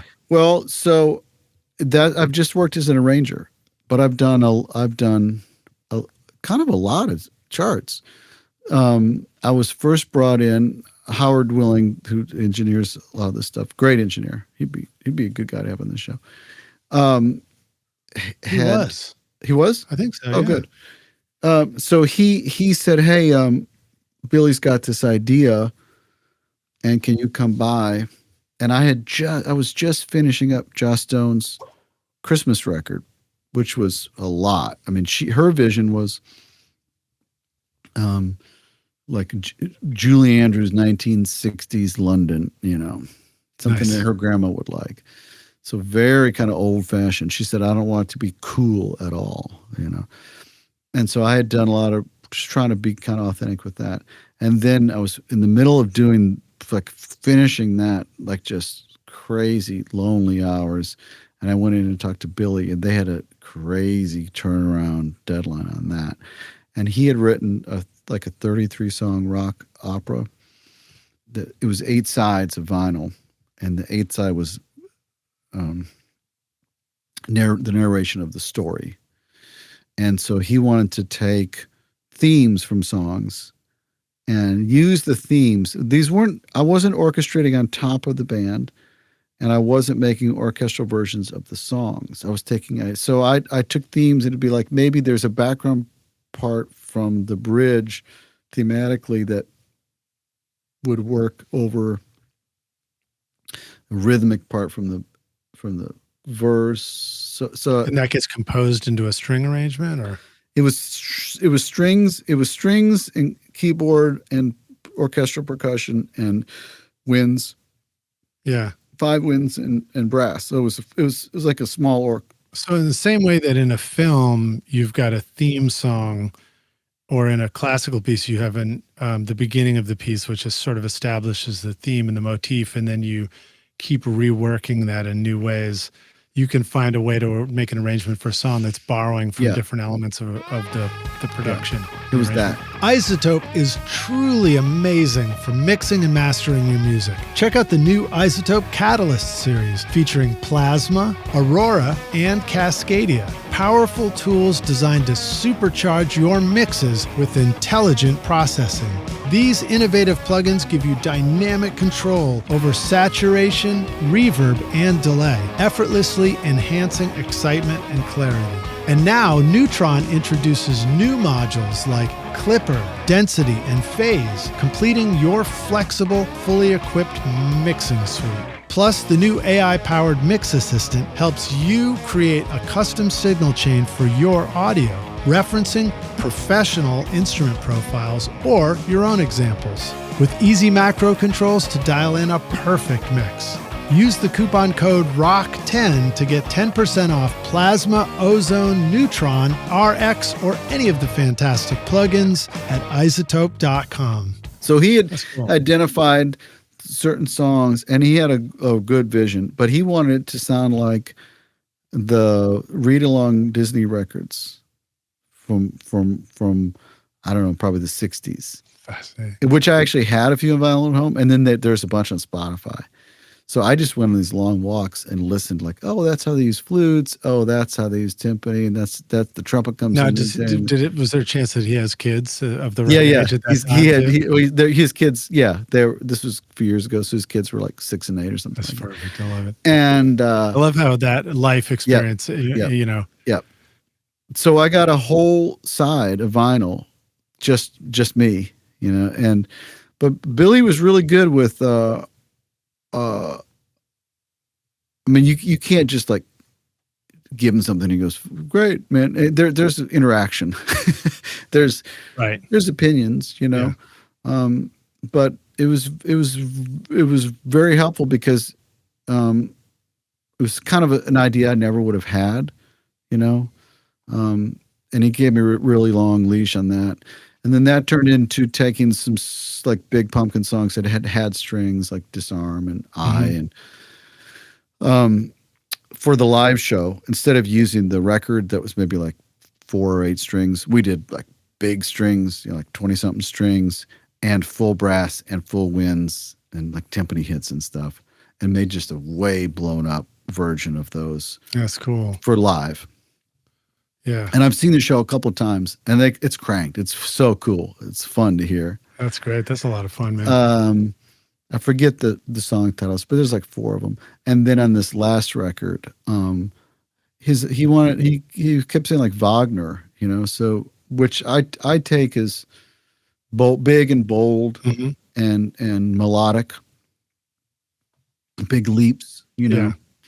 And so we did songs in this new record, and you know, typically I do a string chart and people go, dude, that's beautiful, you know, or something like, I wish it went even higher in the last chorus, stuff like that. Yeah.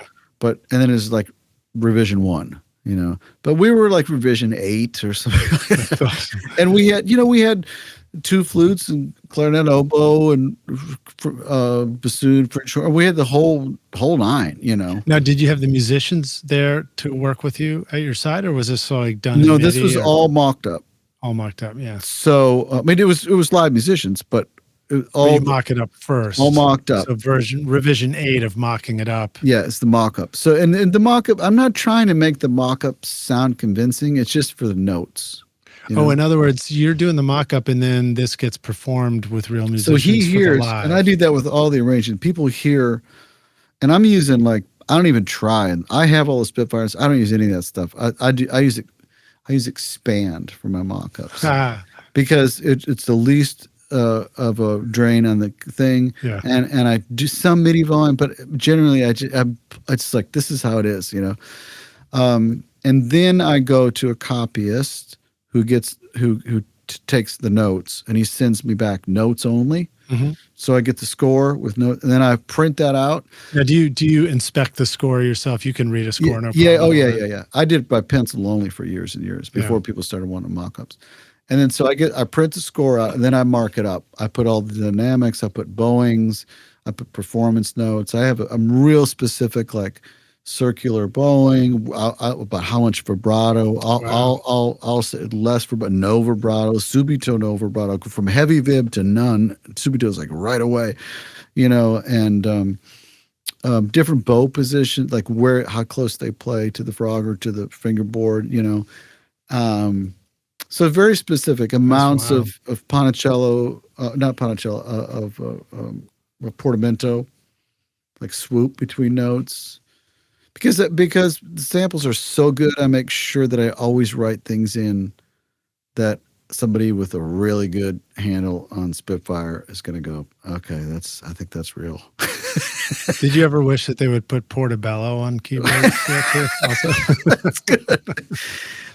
But no, so there was a good expectation, and then I send the score back, and then it gets marked up, and then we bring the players in, and then we can still change stuff performance-wise and sometimes notes. And then the band stuff, that's all the band that's recorded already, and you're playing to it, or some of this happening on Pumpkins? with the band? Yeah. Oh no, I'm just after. Yeah.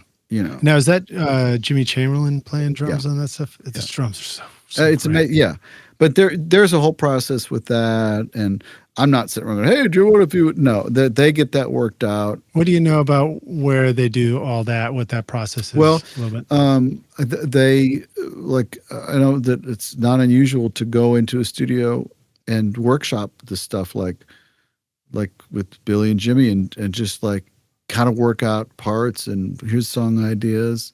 Is this all going down up in Chicago, or some of it's here? Some of it's here. And then Billy's got a place in Chicago, some of it's LA. Yeah. And then they'll kind of figure out what songs, and they'll get songs together. And then they kind of figure out like, hey, these are the songs, this is how it's going to go. And then they'll record the drums for real, right. And spend, like a lot of time getting sounds. And because Jimmy's parts are very written. They're right. It's like he's not like shooting from the hip, and you want him to play the same parts live. I mean, like it's how everybody's expecting. This is how it goes. Yeah. Yeah. I mean, it's like it's drum defining parts too. Yeah. It really is. It's like all. Yeah. So, but I'm not, and I just know that from Howard and the occasional visit to the studio. Yeah. Yeah. But my thing has been strictly on the orchestrator side. That's cool. Yeah.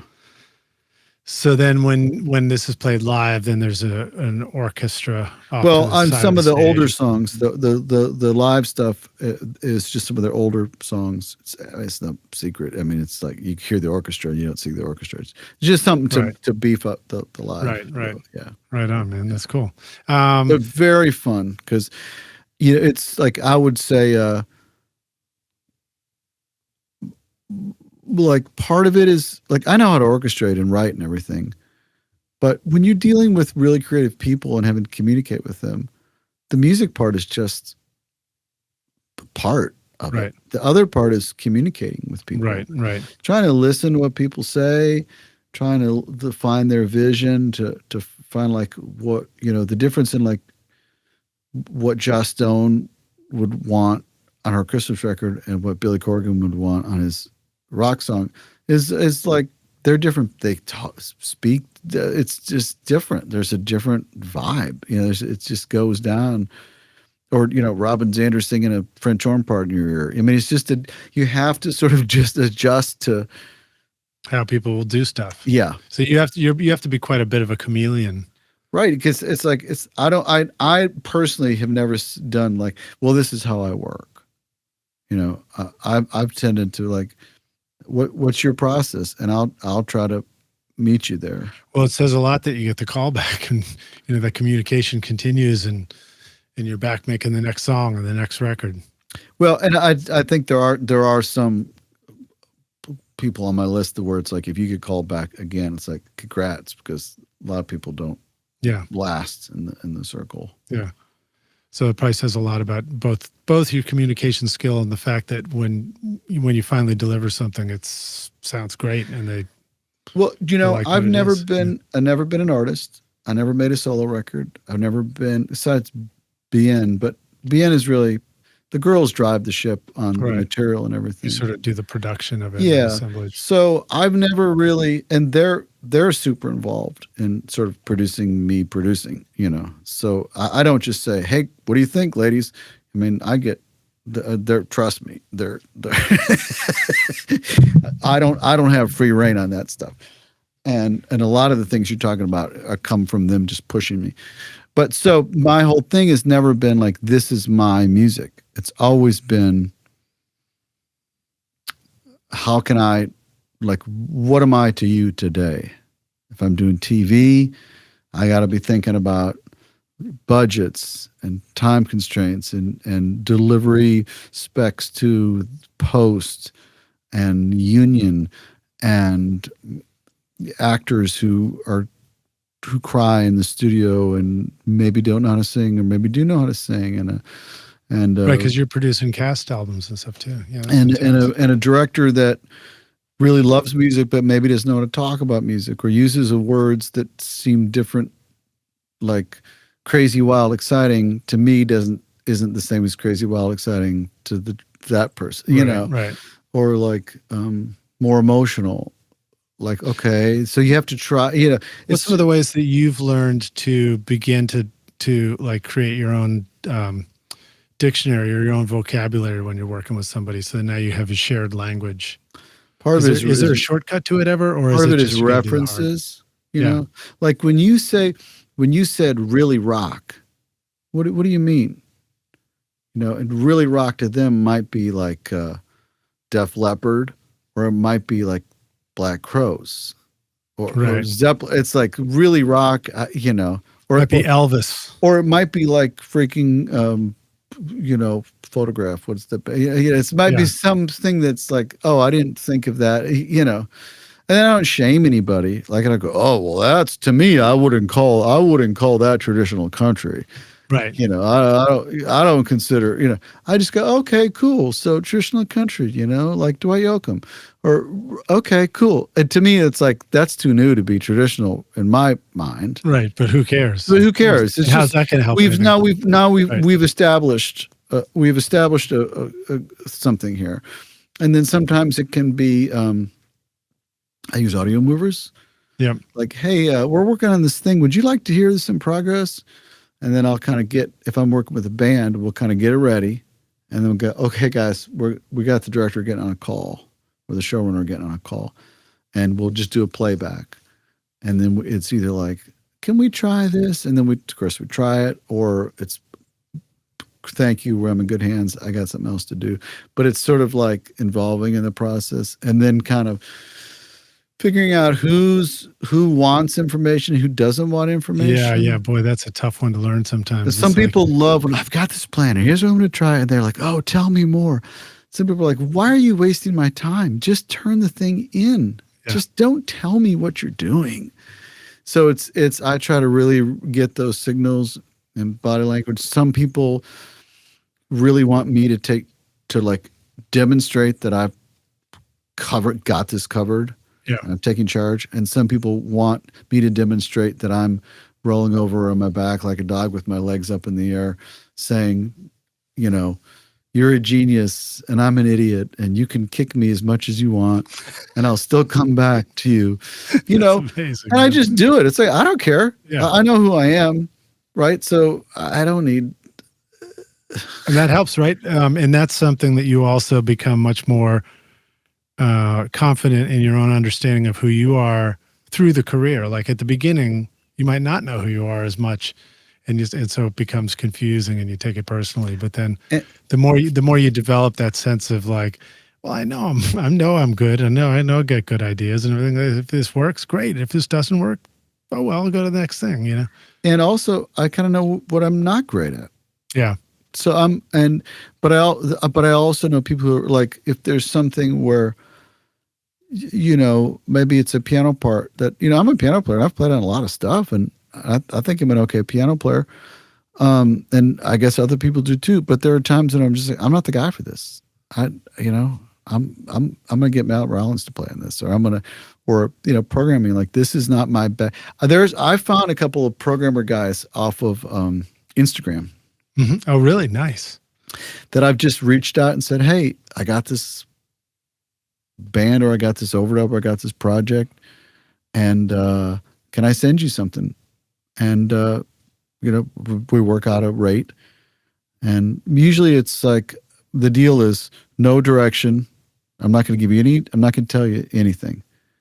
And, you give me X amount of dollars worth, $200 worth of you. And if that's one part or 20, it's up to you. And I'm going to ask for no revisions. So what do they even know what their project is? No, just send them a song. Oh, you send them, so they got something to start with. Yeah, it's worked out great. Like here's like a track, like not stems, not a session, right? Just a track. Just play over, and just program some stuff. That would work what do you want? I want what you think would be cool. Yeah, and then I just sort through it. Yeah, you know. So, and then there are. But my point is that there are things that maybe I should mix and things that I shouldn't mix. There, things where it's like I really know how this needs to be, but if it's like something where it's to picture, and they've scooted something over one frame, and I'm just like whoa, and they want a finely labeled dry only, and then effects only for every part, and there's all this time code stuff. I'll get somebody like Mike Poole to handle. Somebody who's great at it. Somebody who's really comfortable with that. Yeah, I think it's good to know that. I mean, right now, my kryptonite is all the text on the screen and the emails and the communication things, and just getting proofreading things. So I just turned to ChatGPT and I'm like, would you just make sure I did this right? There's Seth Godin has a prompt. I use Claude, which is same or similar, whatever. But there's a prompt that it's not a dancing app. No, I copy and paste that says, please edit this for clarity, focus, brevity, and maintain a friendly tone or something like that. And then I'll stick an email in there and see how it goes. It does. We didn't even talk about AI and music, but I know. I thought we were going to, but we talked about cool shit though. I got to say, man, we can do AI in the next one if you want. I've thought a lot about it and used it a little. Me too. We probably talked about it twice this week already on the podcast. Bottom line is I don't use any of it in for anything that's label or TV related because they haven't worked out the legal. So if I do something for Universal for a TV show, I actually sign something that says if there's any problems with anything AI, lyric or otherwise, that it's on me. Right. So I don't want them. I don't want anything on me. Right. In 10 years, they sell a series to this North Korean entertainment company, and this AI comes back and says, "Hey, those two lyrics right there, Tim Lauer got on his account from ChatGPT, and you owe us $20,000." And I'm just like, I didn't get $20,000 to write the friggin' song. We don't care. You owe us $20,000. So I don't do that. But I have. And I've used Udio just for fun and been amazed. Anybody who says it'll never touch live musicians is deluded. It's really, really good. I don't think it takes you all the way there, but it may not get you exactly what you want, but it does really, really good work. It writes great lyrics.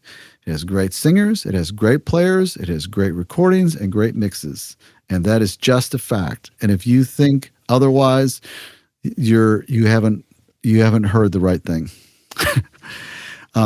Second of all, the legal isn't worked out. Third of all, I'm banking for the rest of my working career that there are people I'm banking on people's egos. I work for people, artists, showrunners, that have an ego big enough that these people don't want to trust their orchestration to a computer. Right. Yeah. And they want the experience. If you have a singer-songwriter writing these songs, how demoralizing is it? I don't know if that's the right word, to trust their songs that came from their heart to an AI drummer. It's like the human drummer might be worse, but they want the experience. By the way, I have no problems. If there was a show out that was written, acted, directed, scored, edited by AI that would entertain me, I'd watch it all day long and not feel any guilt.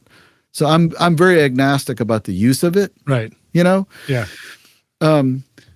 I just think that there are people with big ego. A showrunner wants an executive music producer or song producer or composer, whatever my job is, that they can put under their thumb and call it midnight and yell at, and sign me up. Right? And they don't want it 85% of the way they're cheap. They want it 98% of the way they're expensive. Yeah. And I'm happy to oblige. There's, perception is everything too. And perception is the combination of perceiving that it's just actually just great, that it's just great music and you can feel it. But there's also the perception of, expensive gives the perception of value too at times. And some people want something to unfold over some hours so they can wrap their head around it. And if it unfolds over 30 seconds, it's just too fast. Yeah. Agreed. Yeah. Well, I've definitely dabbled in all this stuff. I haven't really found any music making tools that I've incorporated into production in the studio yet. Like how about waves mastering? It's awesome. Oh yeah, that stuff's great. It's great. The mixing kind of stuff I use. Waves mastering is really. I haven't used that one specifically, but of course I use Isotope. That's AI, right? Yeah. Mouth declick, find them. All that stuff is just fantastic. We'll be using it on our voices on that. The other day I was working on a vocal, and so I was clip gaining. This guy would breathe, like he would say a phrase, go 2 breaths. And it's like, one's fine. So I was taking out the first of 2 breaths. I was taking out mouth clicks. I was clip gaining. I was pocketing. This wasn't into tuning yet, but I was kind of doing these things that about a third of the way to the song, I thought, wish I had an AI. I was using 4 or 5 different tools, different plugins, different manufacturers. Yeah. What if Pro Tools had been watching me? And I said, hey, see that and learning thing? From you, yeah. See the last 20 minutes of my work? Just finish out the song, please. Yeah. Are you recording your own music or other people's music in your studio, but you're having trouble figuring out how to get your mixes to sound great? Do they sound weak and distant or lack punch and clarity? Well, I've got a gift for you to help you take your mixes from sounding like basement demos to sounding a lot more like professional mixes. And it's my free course called Mix Master Bundle. This course will show you how to get pro sounding mixes from your home studio with free and stock plugins in Pro Tools. And the best part is, these mixing techniques will work for you in any DAW, whether you're in Logic, Cubase, PreSonus Studio One, Reaper, or anything you can think of. Are you ready to make your best record ever? Then go to mixmasterbundle.com to get started for free now, and you can find the clickable link in the show notes of this episode. I think that's coming. I would love that. That'll happen. But that'll be having our own private ones that, it's like your bot assistant. Yes. Your AI, whatever it's going to be called that you train. Yep. And hopefully we'll figure out how to, keep your privacy and safety included and all that. But it'd be pretty cool. I mean, you're talking about the equivalent of having, how you learn as an intern or an assistant watching somebody and they're like, oh, can I take over? And I'll try and finish it out. Exactly. Yeah. And not everybody wants to do that. And I mean, I think it's all tools. It's cool. I mean, as long as we can make great music to keep working together. And I think that there will be this is just my predictions, that there will be a resurgence in lo-fi live music. Yeah. In other words, like, it's really great to see the Taylor Swift show or see something big, hi-fi. I think people will also really be moved by a cello player coming over, and we're going to make a bunch of pasta or some soup. And dude's coming over and he's going to play some Jock Block cello suites. And we're all going to pitch in a bucket. And the guy's going to go, okay. He'll still fly home on a private jet, though, maybe. But say he makes a couple $100 and people go, I'll pay $25 to hear music in Lidge's living room. And we ate some chili and we sat around by candlelight and the guy played the thing where there was no mic and there was no thing. And we know that he had a horsehair bow on a box of wood, and it was beautiful. Yeah. And with these compositions that stood the test of time. I think that kind of stuff, like home concerts, salon things, and then recordings that sort of mimic that, where people are craving to have something that feels captured, you can even see in, like, say really, really popular podcasts that, even like say Theo Von, it's not hi-fi. It's this. This is hi-fi compared. This is hi-fi compared to recording no video, but it's not lower fi than Huberman. Yeah.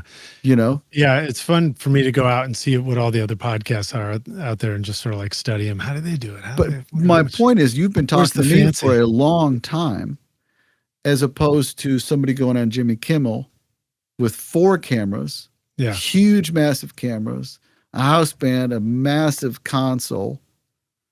Huge advertising budgets. There's something that is people love about something like this. That's a couple guys sitting around talking about music and gear in a fairly lo-fi kind of way. So I think things like what we're doing is going to become more popular because of the things that AI is taking care of and the contrast between it. That's just my prediction. And the cool thing for me about having done this too is, I mean, when the hell else was I going to sit down and get talk to you and for 2 straight hours and hear all about your music career. I mean, I know you around town, we interact with each other. And I'm more likely to get a short story, that's real life, you get short stories, and then sometimes you do get long stories. And so it's a lot of fun to do the long form stuff like this where you really get to listen to somebody. So how worried are you about AI? Now we're talking about it. I mean, I like to call it's just drum machine 2.0. I hope you're right. Yeah. So I think that it'll be, I think it'll change everything, but I think that people will use it well. And I think that as humans, unless we somehow forget that we really love other humans and we only love computers, then I don't see why, there's going to be, here we are. I'm hanging out with you talking about it right now. So it hasn't replaced our ability to talk, Yeah. So I don't know. I'm excited to see what comes though.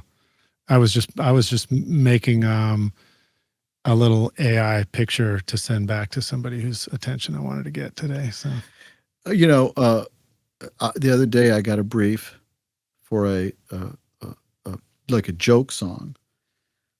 I've had several joke songs go through for ads, Yeah.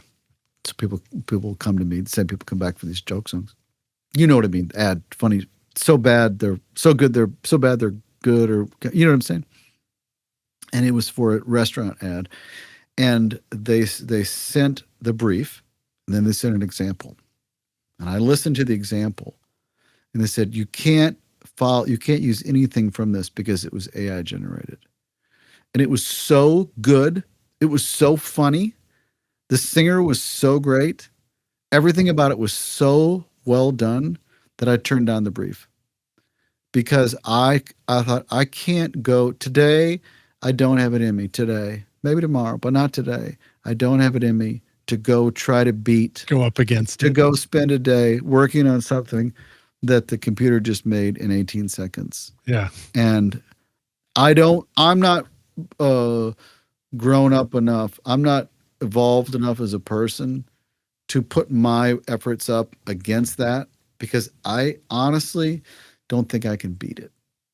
Well, it's fascinating. I think about areas where I've seen AI generate something that really seemed like it really did great with it. I mean, there's obviously all the, bizarro and fantasy pictures and images and things like that. They go up there, although that stuff doesn't catch my attention as much.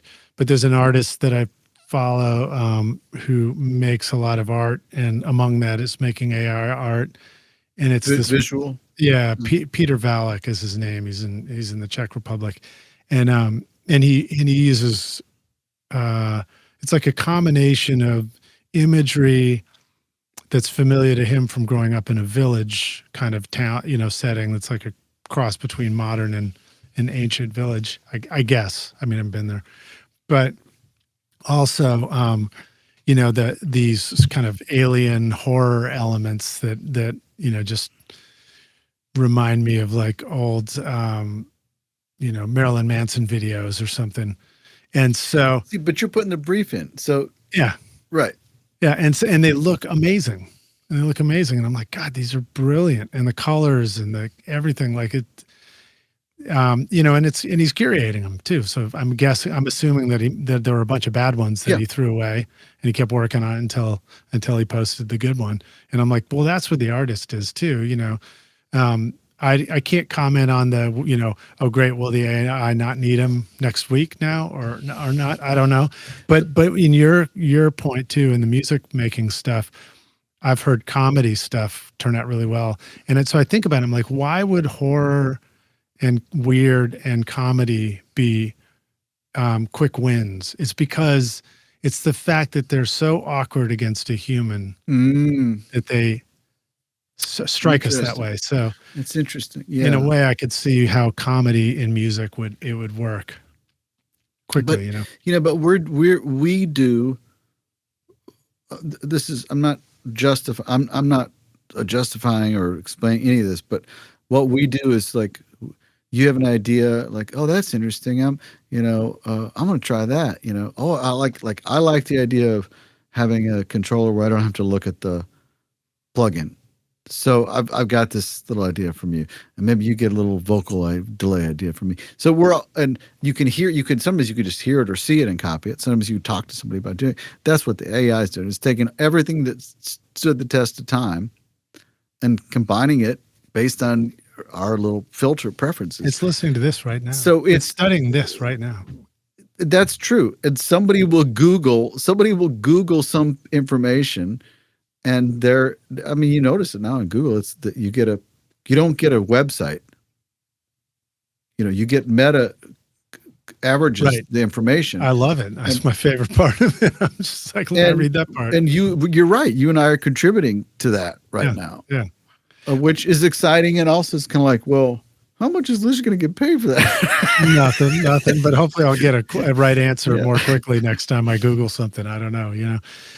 But, you know, who knows? Maybe in the future, maybe, you know, the worry about getting paid for stuff is just not, maybe that's not the focus so much anymore. Maybe it's, maybe so. You know, maybe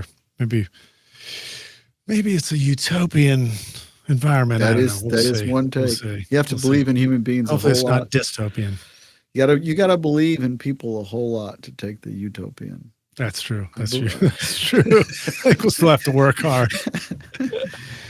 Well, dude, this has been a blast, man. Let me ask you this question here that I asked you last time, but I'll ask it again. We're going to take this is hypothetical. Yeah. It's a little bit of an AI dreamscape here, but we're going to take the way back studio machine, and you go back in time and you find young Tim, and you say, listen, dude, I've come back to give you this one bit of advice. Here's the single most important thing you need to know to be a rock star of the studio yourself one day. What advice do you feel like going back and giving yourself? I would say at this point, it's not technical, it's not musical, it's not gear related. It's you know, let's see, how can I frame it? It's that nothing you achieve and accomplish in this process is ever going to be enough. As soon as it happens, you're just going to want more.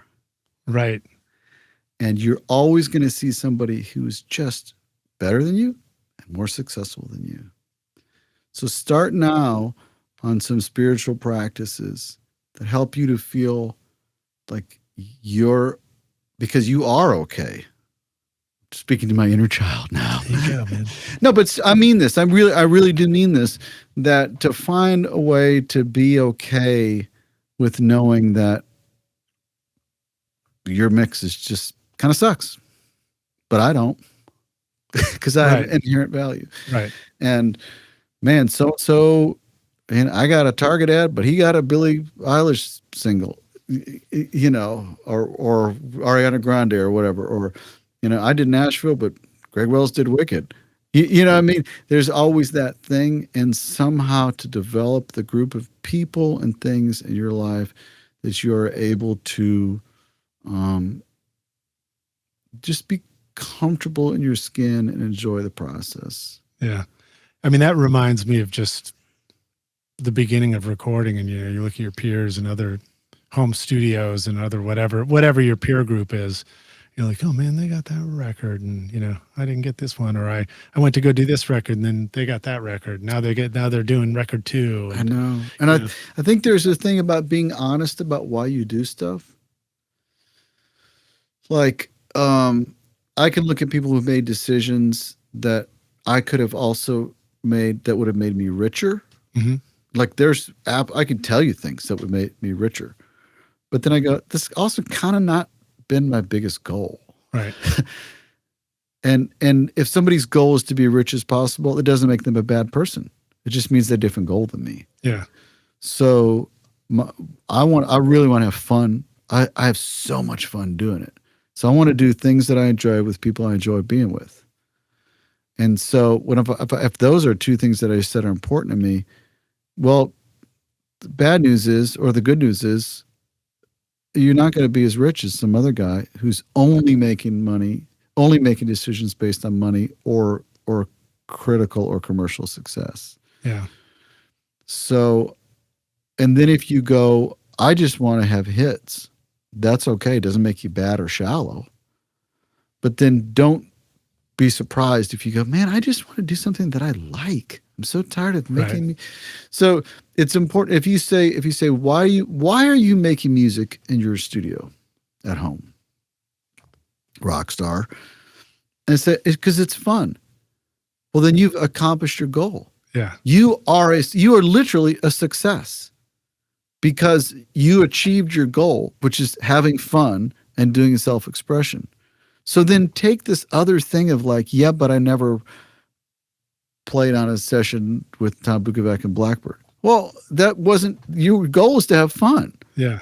And yeah, and the more you meet people and you hear the stories too, the more you realize that it's like there's always a balance. It's like if you pursued the hit song and the income or something, you might that very same person might say, oh, I never got to do that. For me, I pursued the engineering because I was good with the tech. And so then I was like, I'm not getting to do enough production. And then I pursued the production and I did more and it basically did both of them.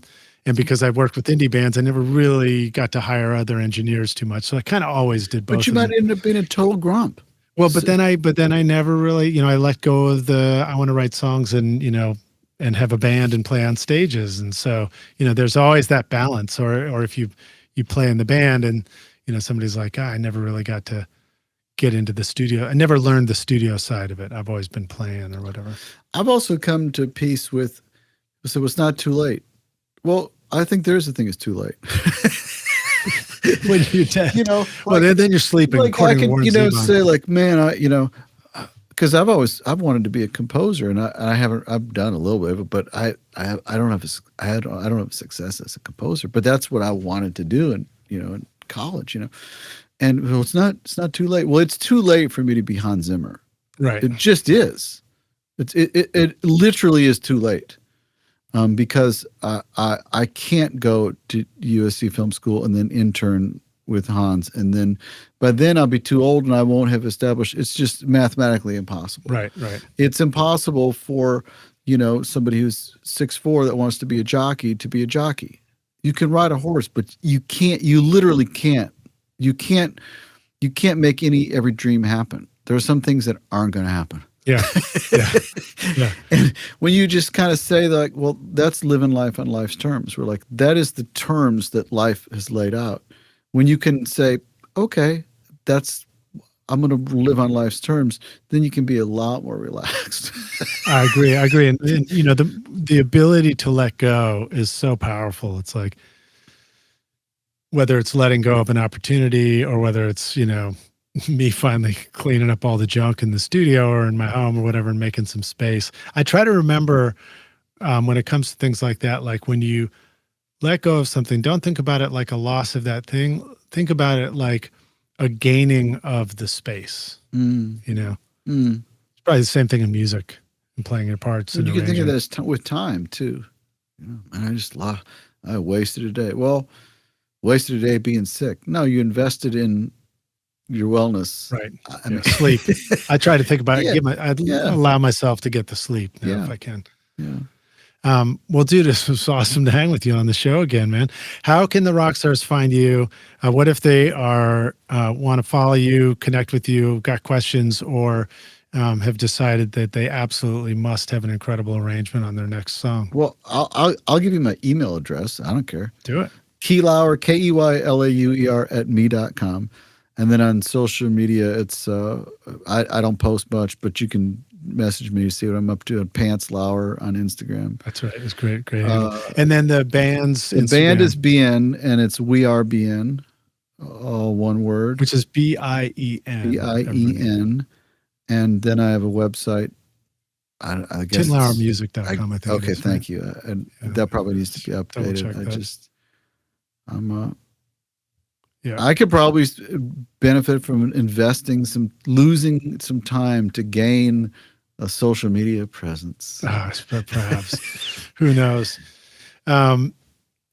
Hopefully this will take care of some of that for you, so you don't have to. But you can spend more time making music. But truly, I love the weirder the better. I love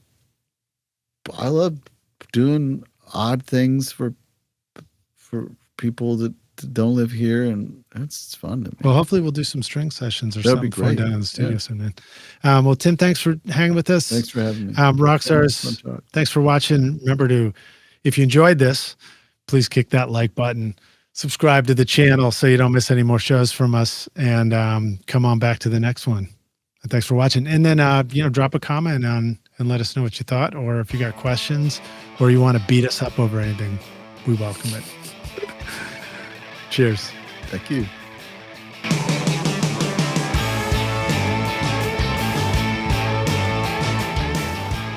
Thanks so much for listening to Recording Studio Rockstars. If you enjoyed the show and want to help make it better, then please share this episode with your friends on social media and leave a rating and review on iTunes to help the podcast reach more rock stars like yourself. You can click directly over to iTunes or go to rsrockstars.com/review for an easy explanation. And remember to hit the subscribe button to keep up with weekly episodes. And if you're ready to make your best record ever now, then head over to Recording Studio Rockstars Academy, where you can start with my free course at mixmasterbundle.com. Thanks so much for listening, and thanks for being a rock star. I'm Lid Shaw, and this is Recording Studio Rockstars. Now, go make great music. Recording Studio Rockstars would like to give a big thank you to our awesome sponsors who help make this episode possible: Isotope, Native Instruments, Atom Audio, and SAE Institute Nashville. And remember to take advantage of our special coupon codes at isotope.com, nativeinstruments.com. Use the coupon code ROCK10 for 10% off any plug or purchase. If you enjoyed Recording Studio Rockstars, please check out our sponsors using the links in the show notes. These are all things I highly recommend for your studio. They're going to help you make your best record ever. And please like and subscribe to our YouTube channel, because it's a great way to help support this show. And leave us a comment below to let us know what you thought of this interview or who we should have on as a guest in the future. I would also like to thank our fantastic team here at Recording Studio Rockstars, Vlad Weselchenko and Liz Hulitskaya. Thanks so much for watching and listening, Rockstars, and we'll see you in the next episode. Cheers.